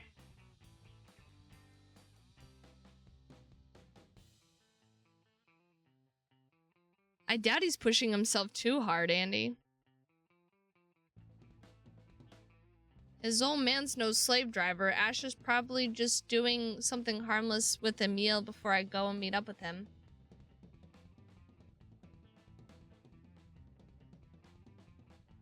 Right, of course. He's just hanging out with Emil.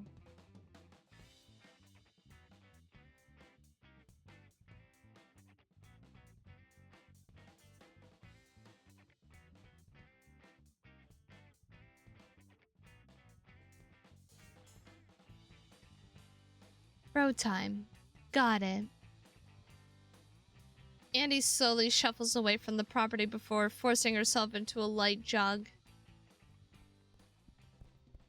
The gentle plodding of her footprints soon become all I can hear as we push ourselves forward. Forward, and forward, and forward, and forward, and forward. And do a little jump and forward. Andy and I arrive at a resting point a bit later than we normally do. As I stretch my body against a tree, though, I notice something. Andy, for some reason, looks as though she's about to vomit. Are you okay? Maybe you should drink some water. I'm fine. Obviously, I don't need water.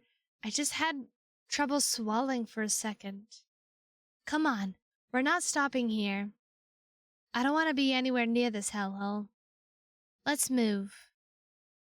I don't have time to respond to any of this before Andy, clearly drained, begins sprinting away from the school. Even though my legs are numb with pain, a strange blend of concern and frustration pushes me to run after her.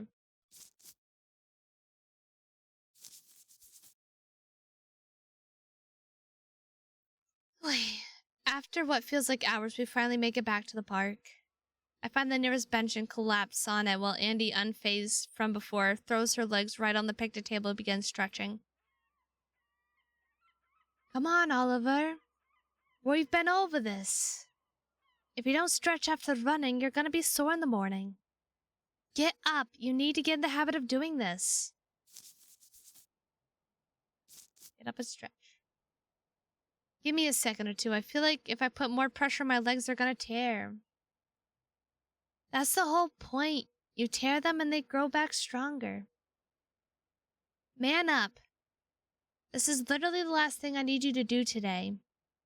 Then you can make love to that bench for all I care. But then I get a splinter. Get off the damn bench, Oliver. Yeah, you're so freaking stubborn, Andy.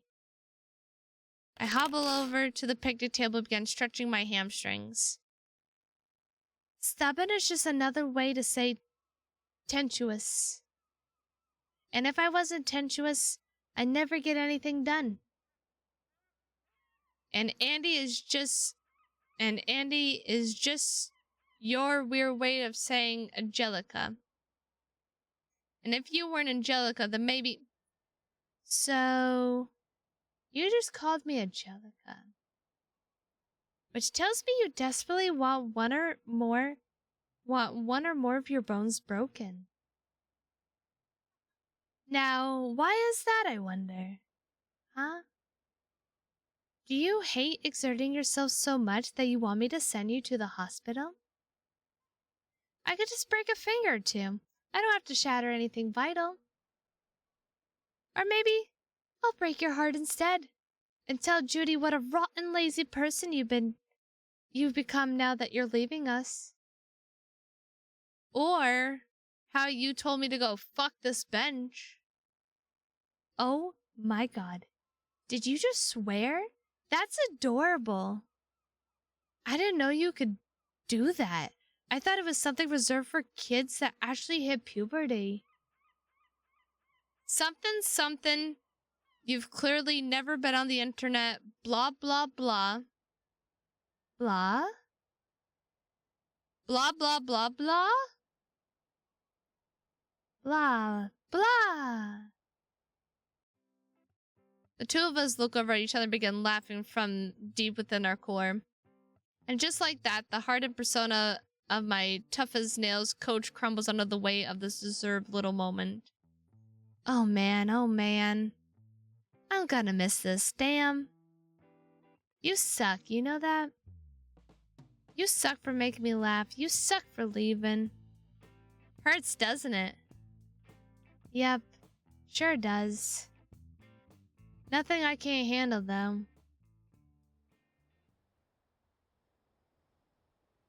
Our laughter quiets down, giving way to the sounds of distant seagulls and the hum of vehicles on the road behind us.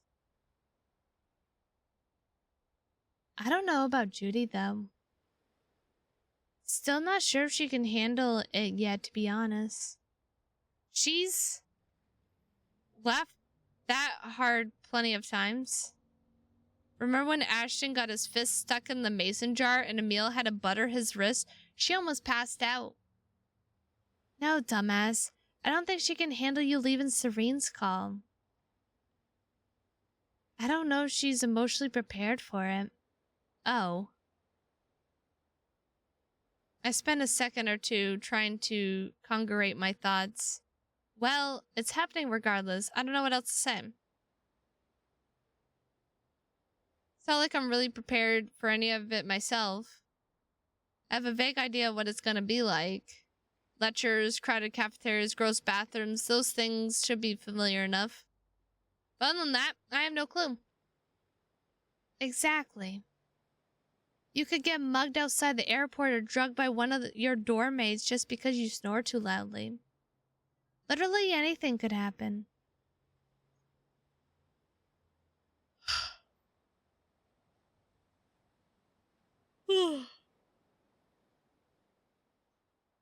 Andy leans her head back and stares into the sky like a turkey drowning itself in the rain. I guess that's why I'm always pushing you guys so hard. I want to make sure we're all strong enough to handle this shit. But now that one of us is actually leaving, I can't help but wonder if I did enough. Don't worry, I'll be fine. You can't guarantee that. Neither can you. Oh, really? Look at what I've built, Oliver. Do you think anybody is dumb enough to try and jump me at this point?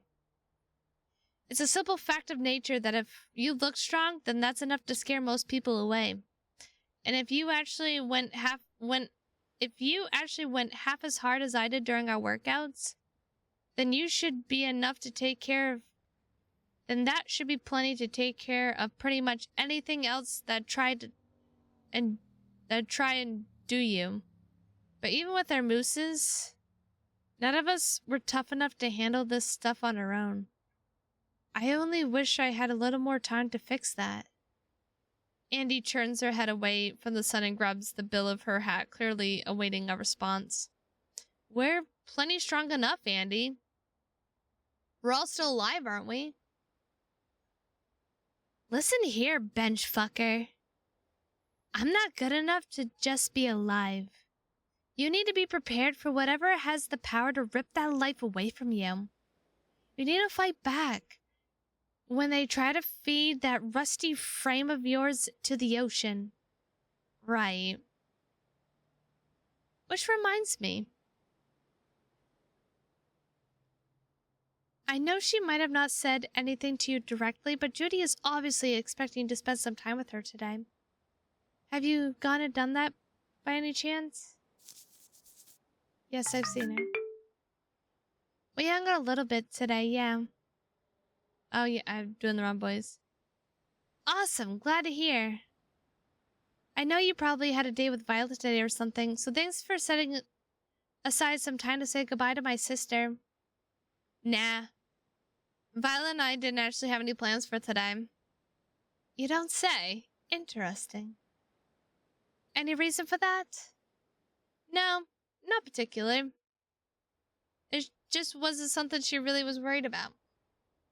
That's bizarre. I thought for sure she'd be the first person you'd be running over to see. How strange. Ideally, we could have all done something together. That would have made loads more sense than having me run around town all day looking for you guys. Running's good for you, Slim. Keeps you grounded. And besides, you don't want another day where everybody is just sitting around feeling sorry for themselves, right? It doesn't have to be like that, though. But it would be like that. You know it would. We'll all have plenty of time to sort things out when you're gone. But today is your day, Captain. It should be about you. Violet had her time in the sun. You're not worried about her then? You're not worried about her then, Andy?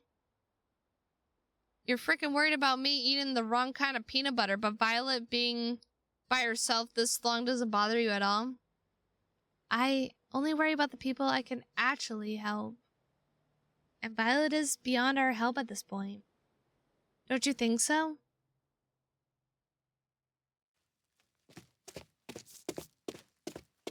Feeling my head boil over range, I give Andy's words a quick thumbs up and leave the park. Beyond our help? Really?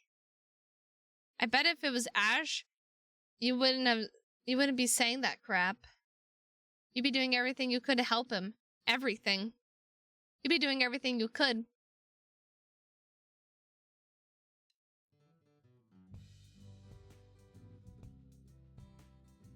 Alright, so let's go to the burger place now.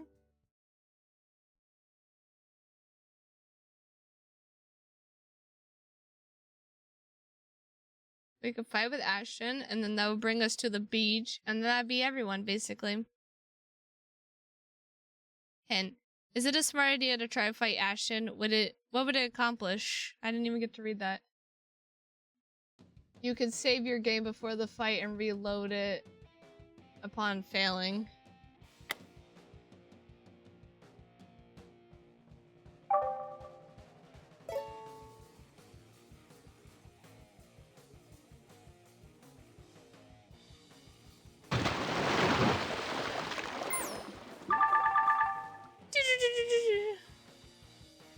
Brace yourself for the next attack. Attack the enemy with conviction. I'm gonna beat his ass. I'm gonna kick his ass is what I'm gonna do. I'm gonna fucking wah-ya! Attack him. Attack him. I barely have any time to act before Ash rushes me down. True to his word, he does what he said he was gonna do and beat the shit out of me.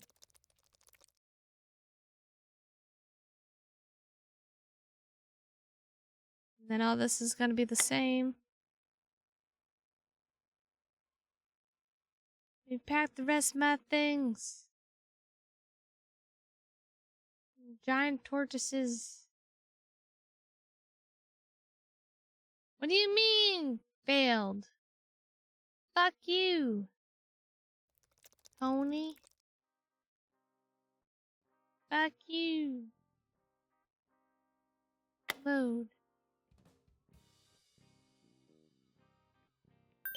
What if I block?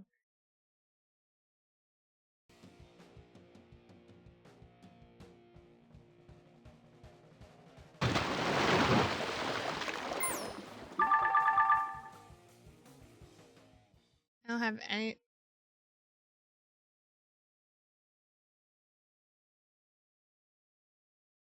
Nope, I went to the log. I wanted to go to.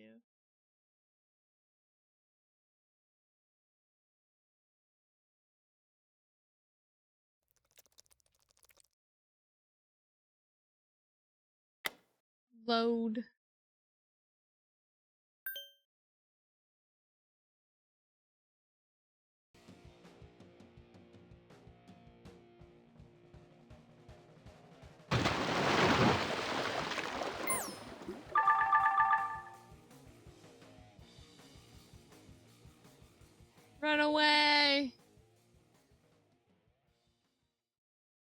That's right. That was always an option. I don't have to fight him. I don't need to fight him. Even if I could win, what good would it come of it? If Ashton is regressing back to an old self, then the only way for me to help him is to not feed into his behavior. I slide past my friend and run out the door of the diner.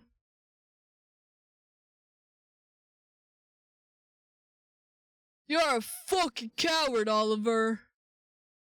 Ashton's voice is close behind me. What I say next both surprises and excites me.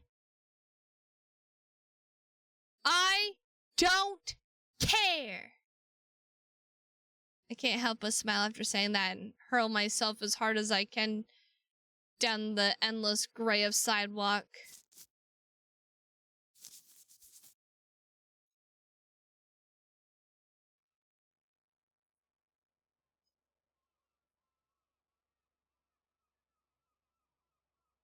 After chasing me around for what feels like an hour, Ashton stops running, collapses on a nearby bench. I sit down next to him, equally exhausted. Are you sure this is a good idea? Don't care. I can't run anymore.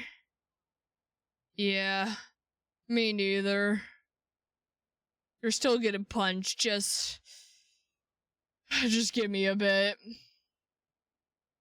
For a minute or two, we sit there, marinating in our own exhaustion. Man, I worked really hard to give this crap up. And now you've got me chasing people down like it's high school again. I worked so hard. So why couldn't you just let me have this? I'm not trying to take anything from you, Ash. I just don't feel great about how I've handled things this summer, that's all.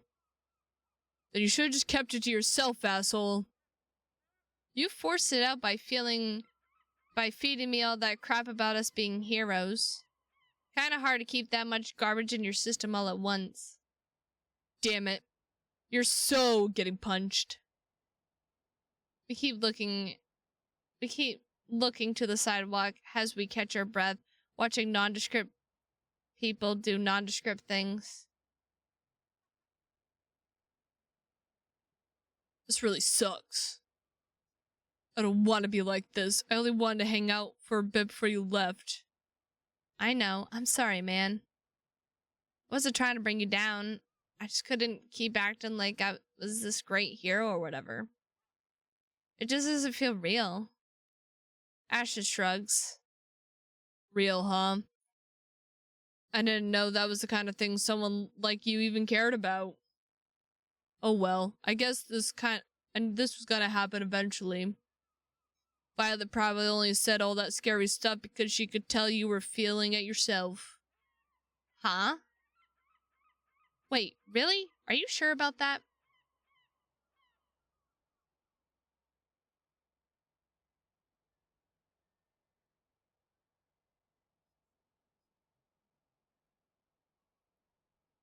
A roguish smirk crawls across Ashton's otherwise exhausted face. Pretty sure, after thinking about everything a little more, makes more sense.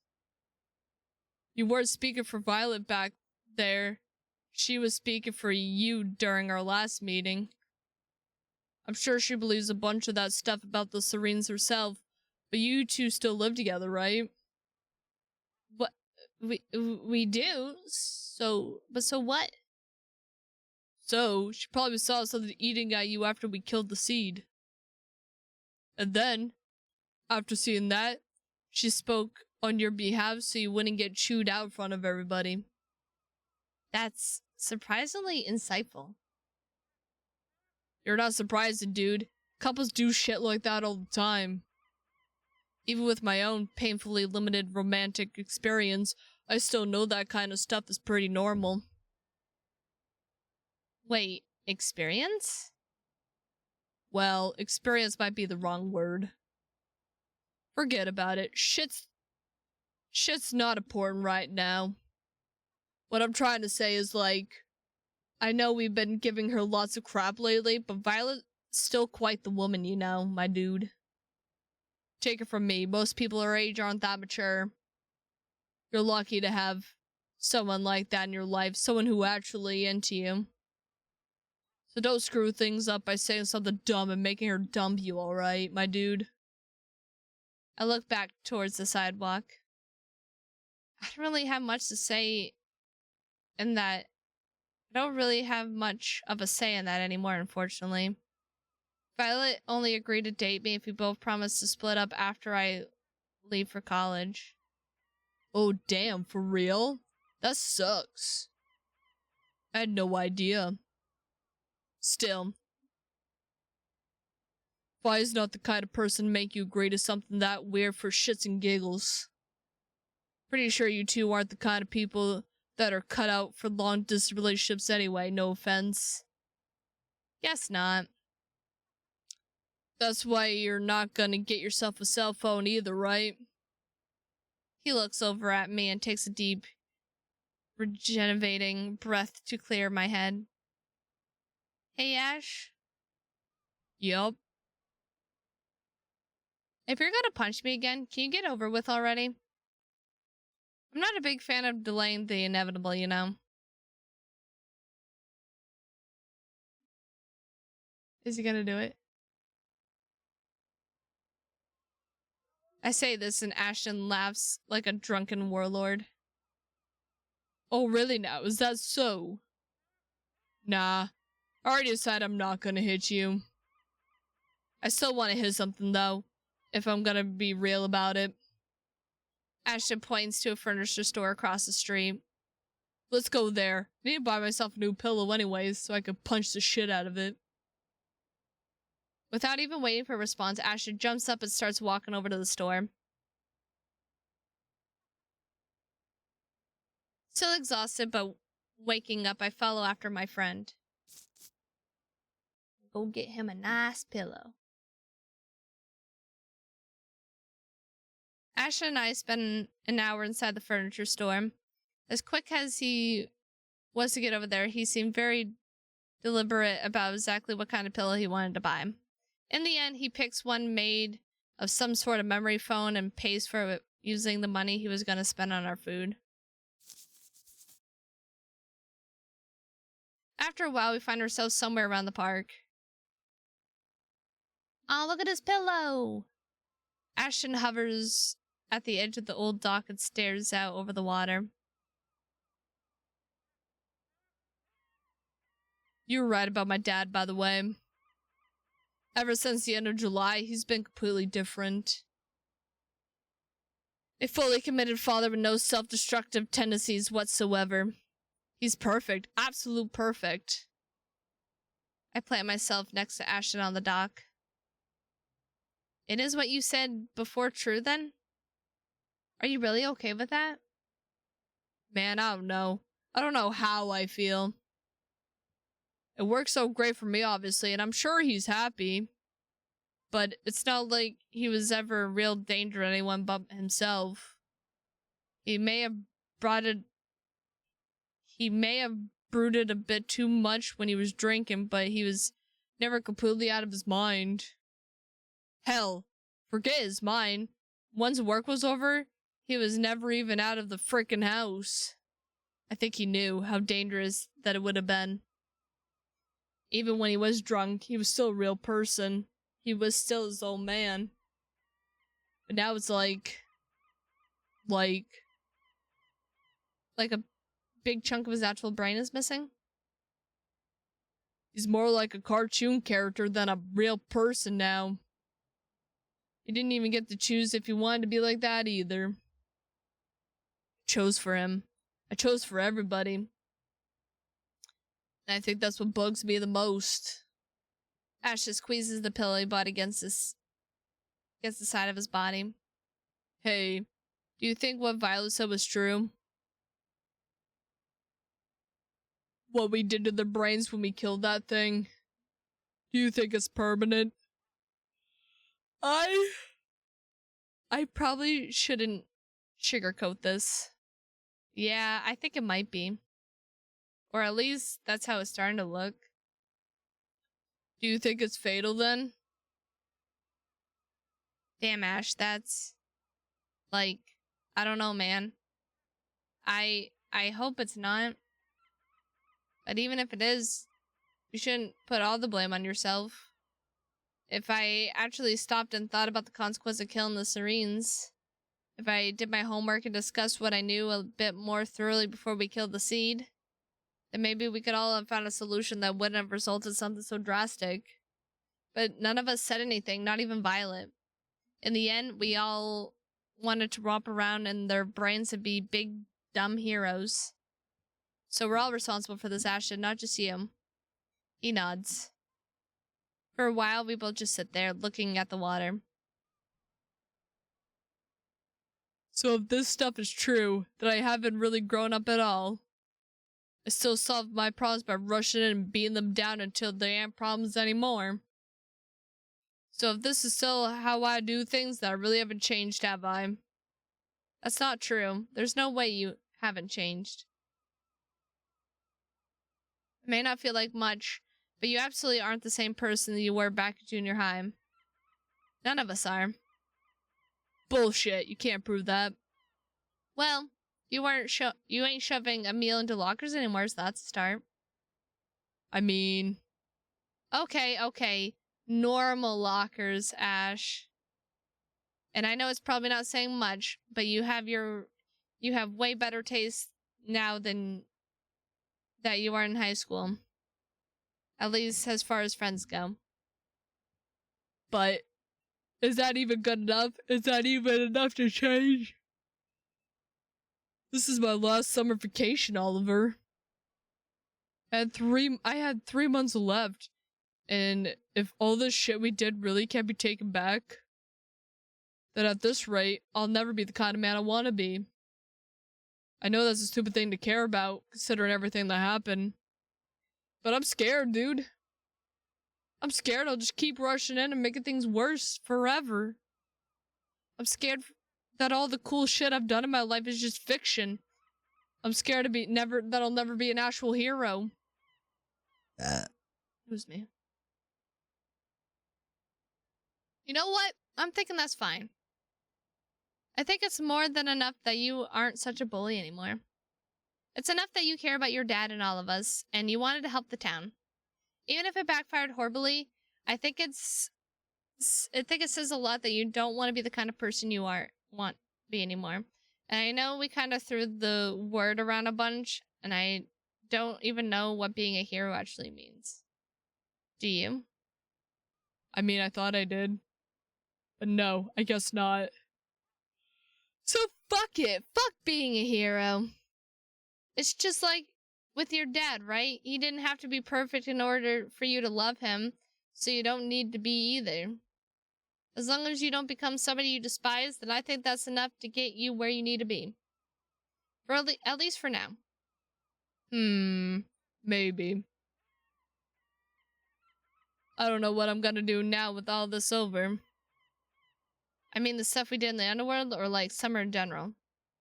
I don't know. Both? Yeah, me neither. Given the circumstances, it's been weird. It's been a little weird if we did. Wait, really? You really don't know what you're doing? I thought you were the only one that had it all figured out. Aren't you going to college, my dude? Oh, right. Yeah, about that. Well, that's what Miss Lawrence says I should do at least. And Mom and Dad were always on board with her ideas anyway, so... You know, maybe you should try to give your folks a call or something before you leave or something like that, my dude. Maybe try to patch things up. There's no point in me doing something like that, Ash. Patched up or not, some things aren't worth the risk, you feel me? Don't worry, I'm going to college.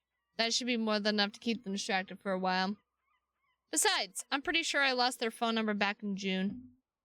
I couldn't contact them if I wanted to. And they don't? Not even Father turns to drink due to an all-consuming concern for their amazing badass of a son. Some dads, no. Some parents are just kind of there, like broken pottery. They don't feel that deeply. They can't hold on to anything. They just take up space.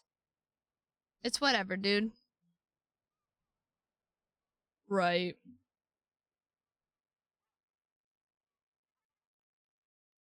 You're never gonna actually own a cell phone then, are you? Probably not, no. Figures. And you're not coming back once you leave either, right?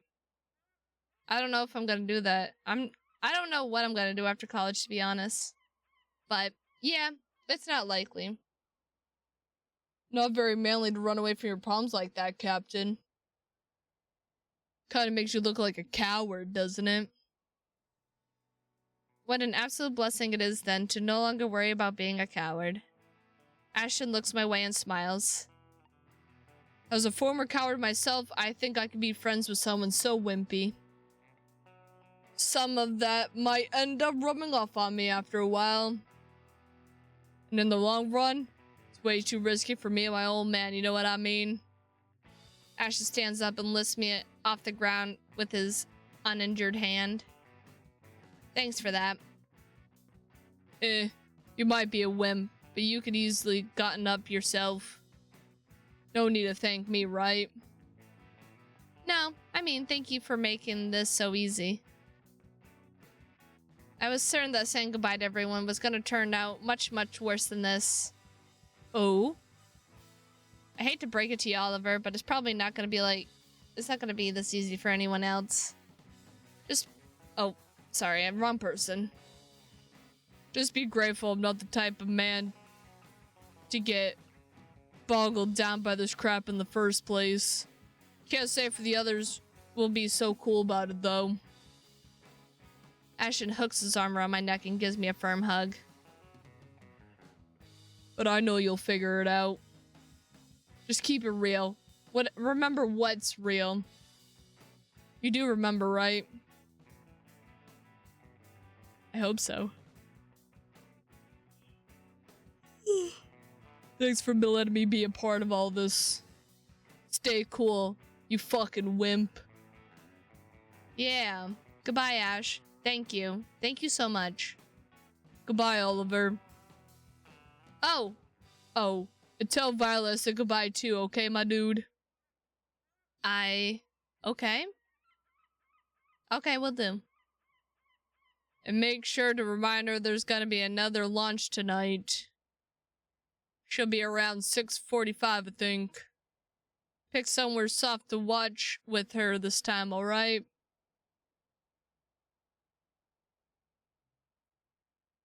And with that, Ashton leaves, flinging the pillow he just bought over his shoulder and walking south towards his father's house.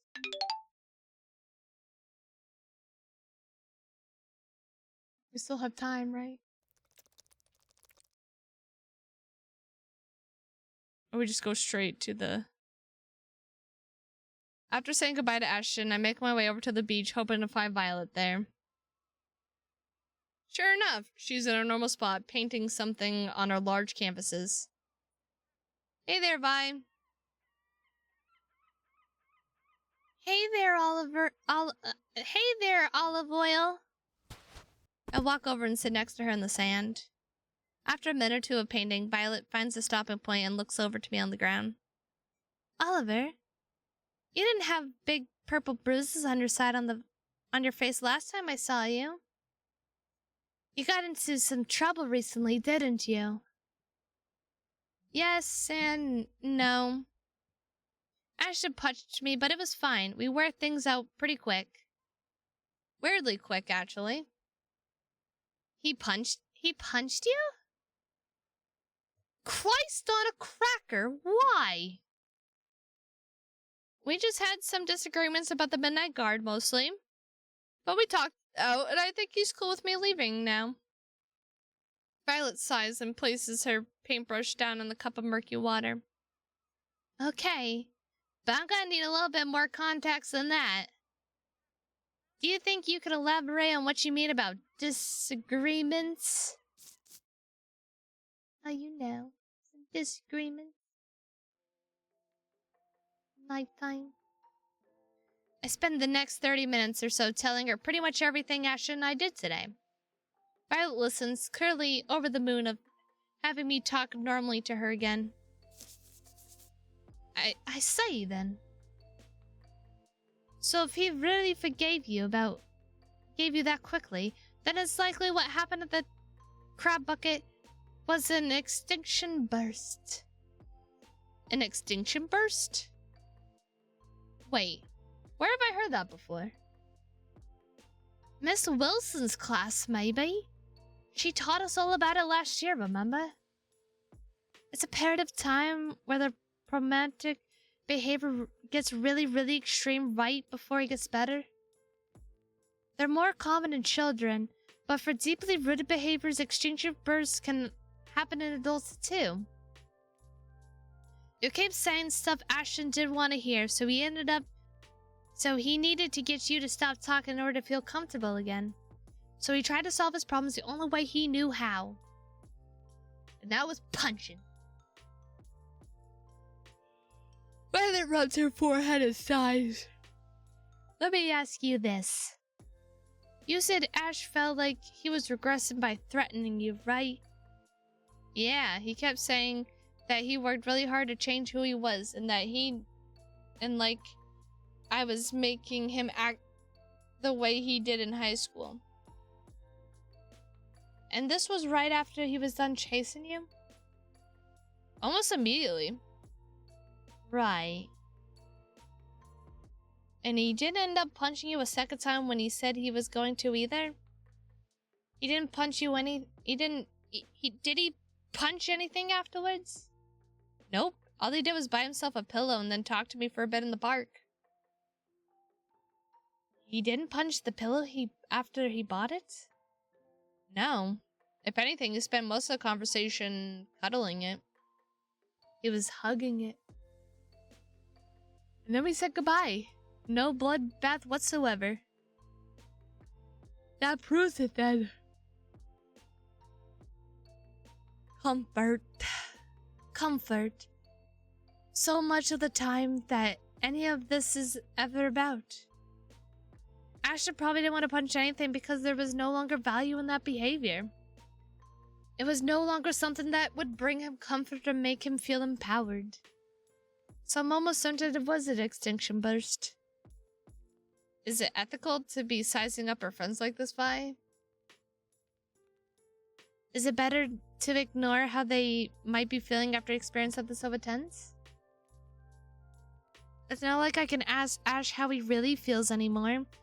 Any educated guess or two is about all I'm capable of at this point. Besides, that's all that they are. Guesses. I'm not full-heartedly enough to assume my perception of him in a definite portrait of reality. Right, of course not. But the two of you are pretty lucky. As far as conflicts between friends go, I think this is probably the best possible outcome. The best, really? No. There's no way that's true. How come? Well, I spent a second or two trying to put my thoughts into words. Because a longer lasting friendship would have been way more helpful to him than the long run. Me ducking out of his life this early is exactly doing him any favors.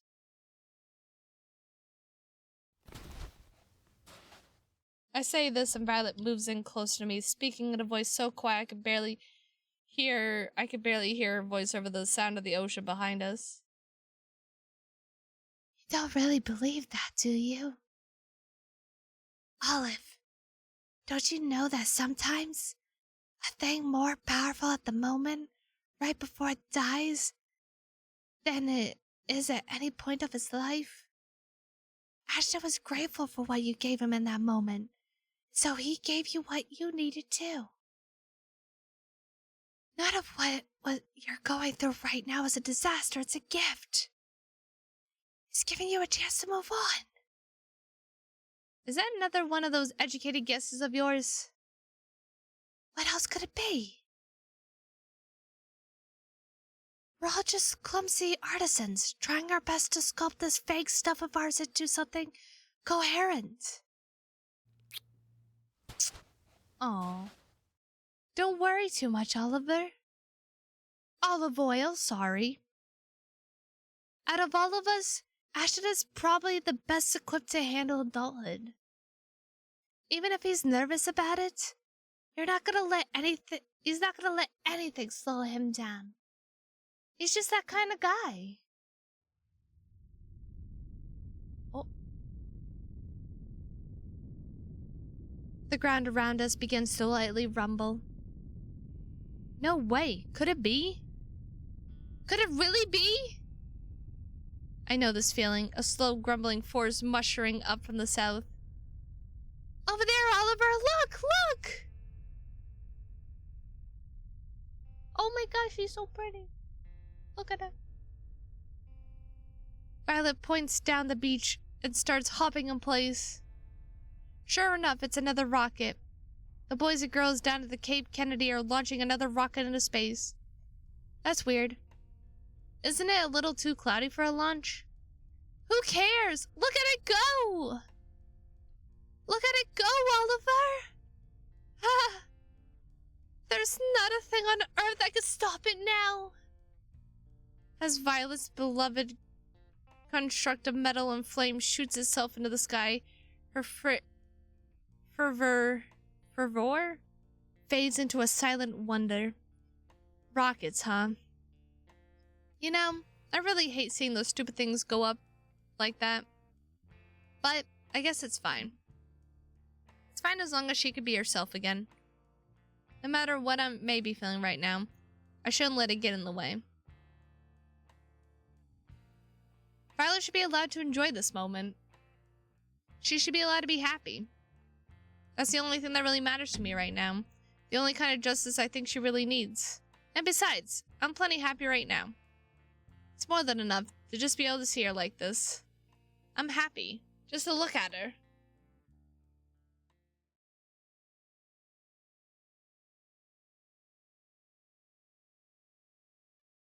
And then just like that, it's gone.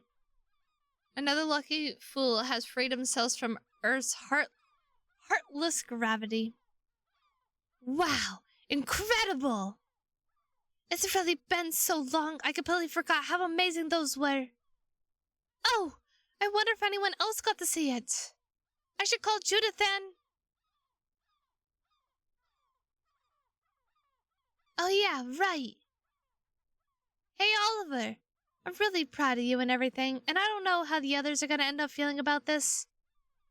Feeling about what? Ashton letting you go, mostly. They might get kind of pissy when they hear about it. I think they'll have quite a bone to pick with you once they catch wind from him about what happened. Violet tells me this, and all of a sudden I remember something crucial. So, about that. Funny thing is, after we were done talking, Ash actually told me that he wanted to say goodbye to you as well. But that doesn't make any sense. I'm the one leaving town tonight. You aren't going anywhere, are you? I say this and Violet's eyes wide in shock. No. I'm not going anywhere, at least not intentionally. Ashton might be, though. Shit! Shit! Shit!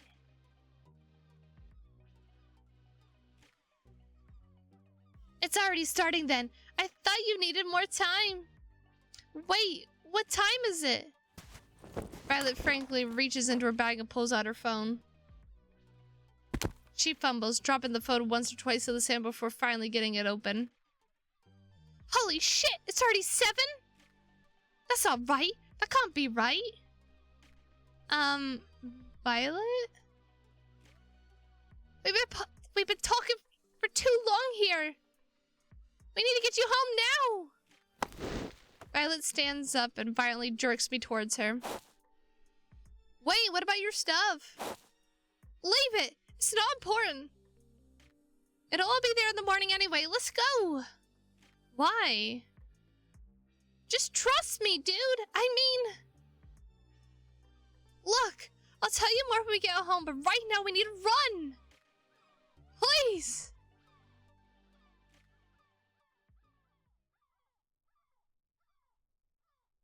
We gotta go. We gotta go like this. Fucking... What the stigma? I don't even know. I don't even know what's going on anymore, to be honest. I don't even know what's happening anymore in this story. Do as I'm told to run as fast as I can back to Violet's house. Violet, normally one to trip over her feet, sprints in front of me with precision and purpose. Whoa, what the fuck has happened to her house? We make it back to Violet's house just 2 minutes before Miss Lawrence is supposed to arrive. Okay, Violet, we're here. Why do they need to go back home so quickly?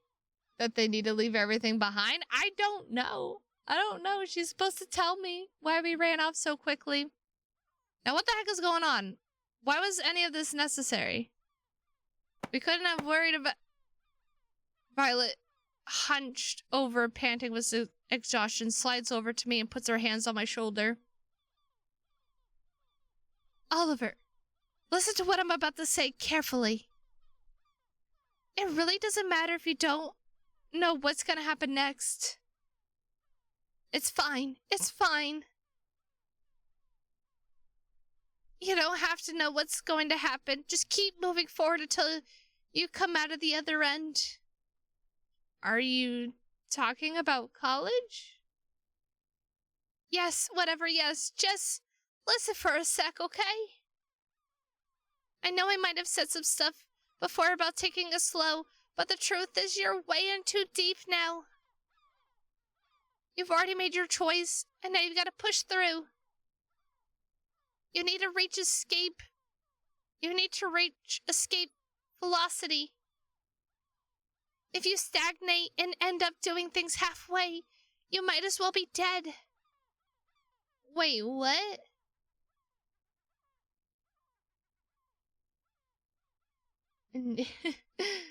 I don't even know. Things might get a little weird from here on out. And you're probably gonna end up being really uncomfortable at times. But stay committed and do what you need to do, not necessarily what you want to do. It's the only way you're gonna be satisfied with what's to come. And once you're done, once you're on the other side, once it's over... Judith hands me a sheet of paper after school. Apparently, her and the rest of the student council want all the seniors to vote on how they do graduation this year.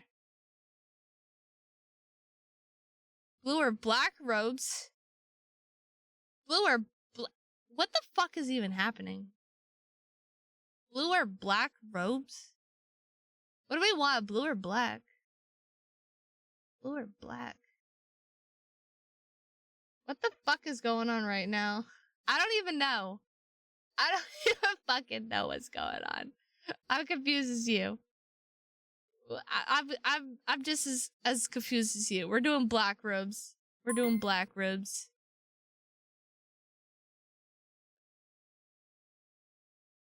Yeah, I know.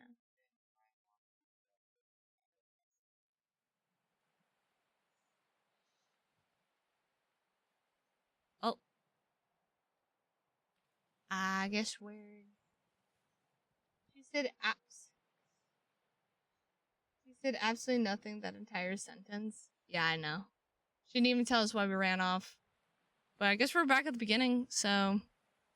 I guess that was it? I have no clue. I have no clue. But anyway, I'm gonna call it here for tonight. She was like, you're already in too deep. You have to commit to doing this. And you have to do what you have to do. But not what you want to do. Yeah, I know. She was confusing. This whole game is confusing. There might be more to this. I'm not 100% sure. But we're gonna call it here tonight. But I appreciate you all for stopping in tonight. I will be back tomorrow for a Friday stream. We're gonna raid out. Get the raid going. Raid.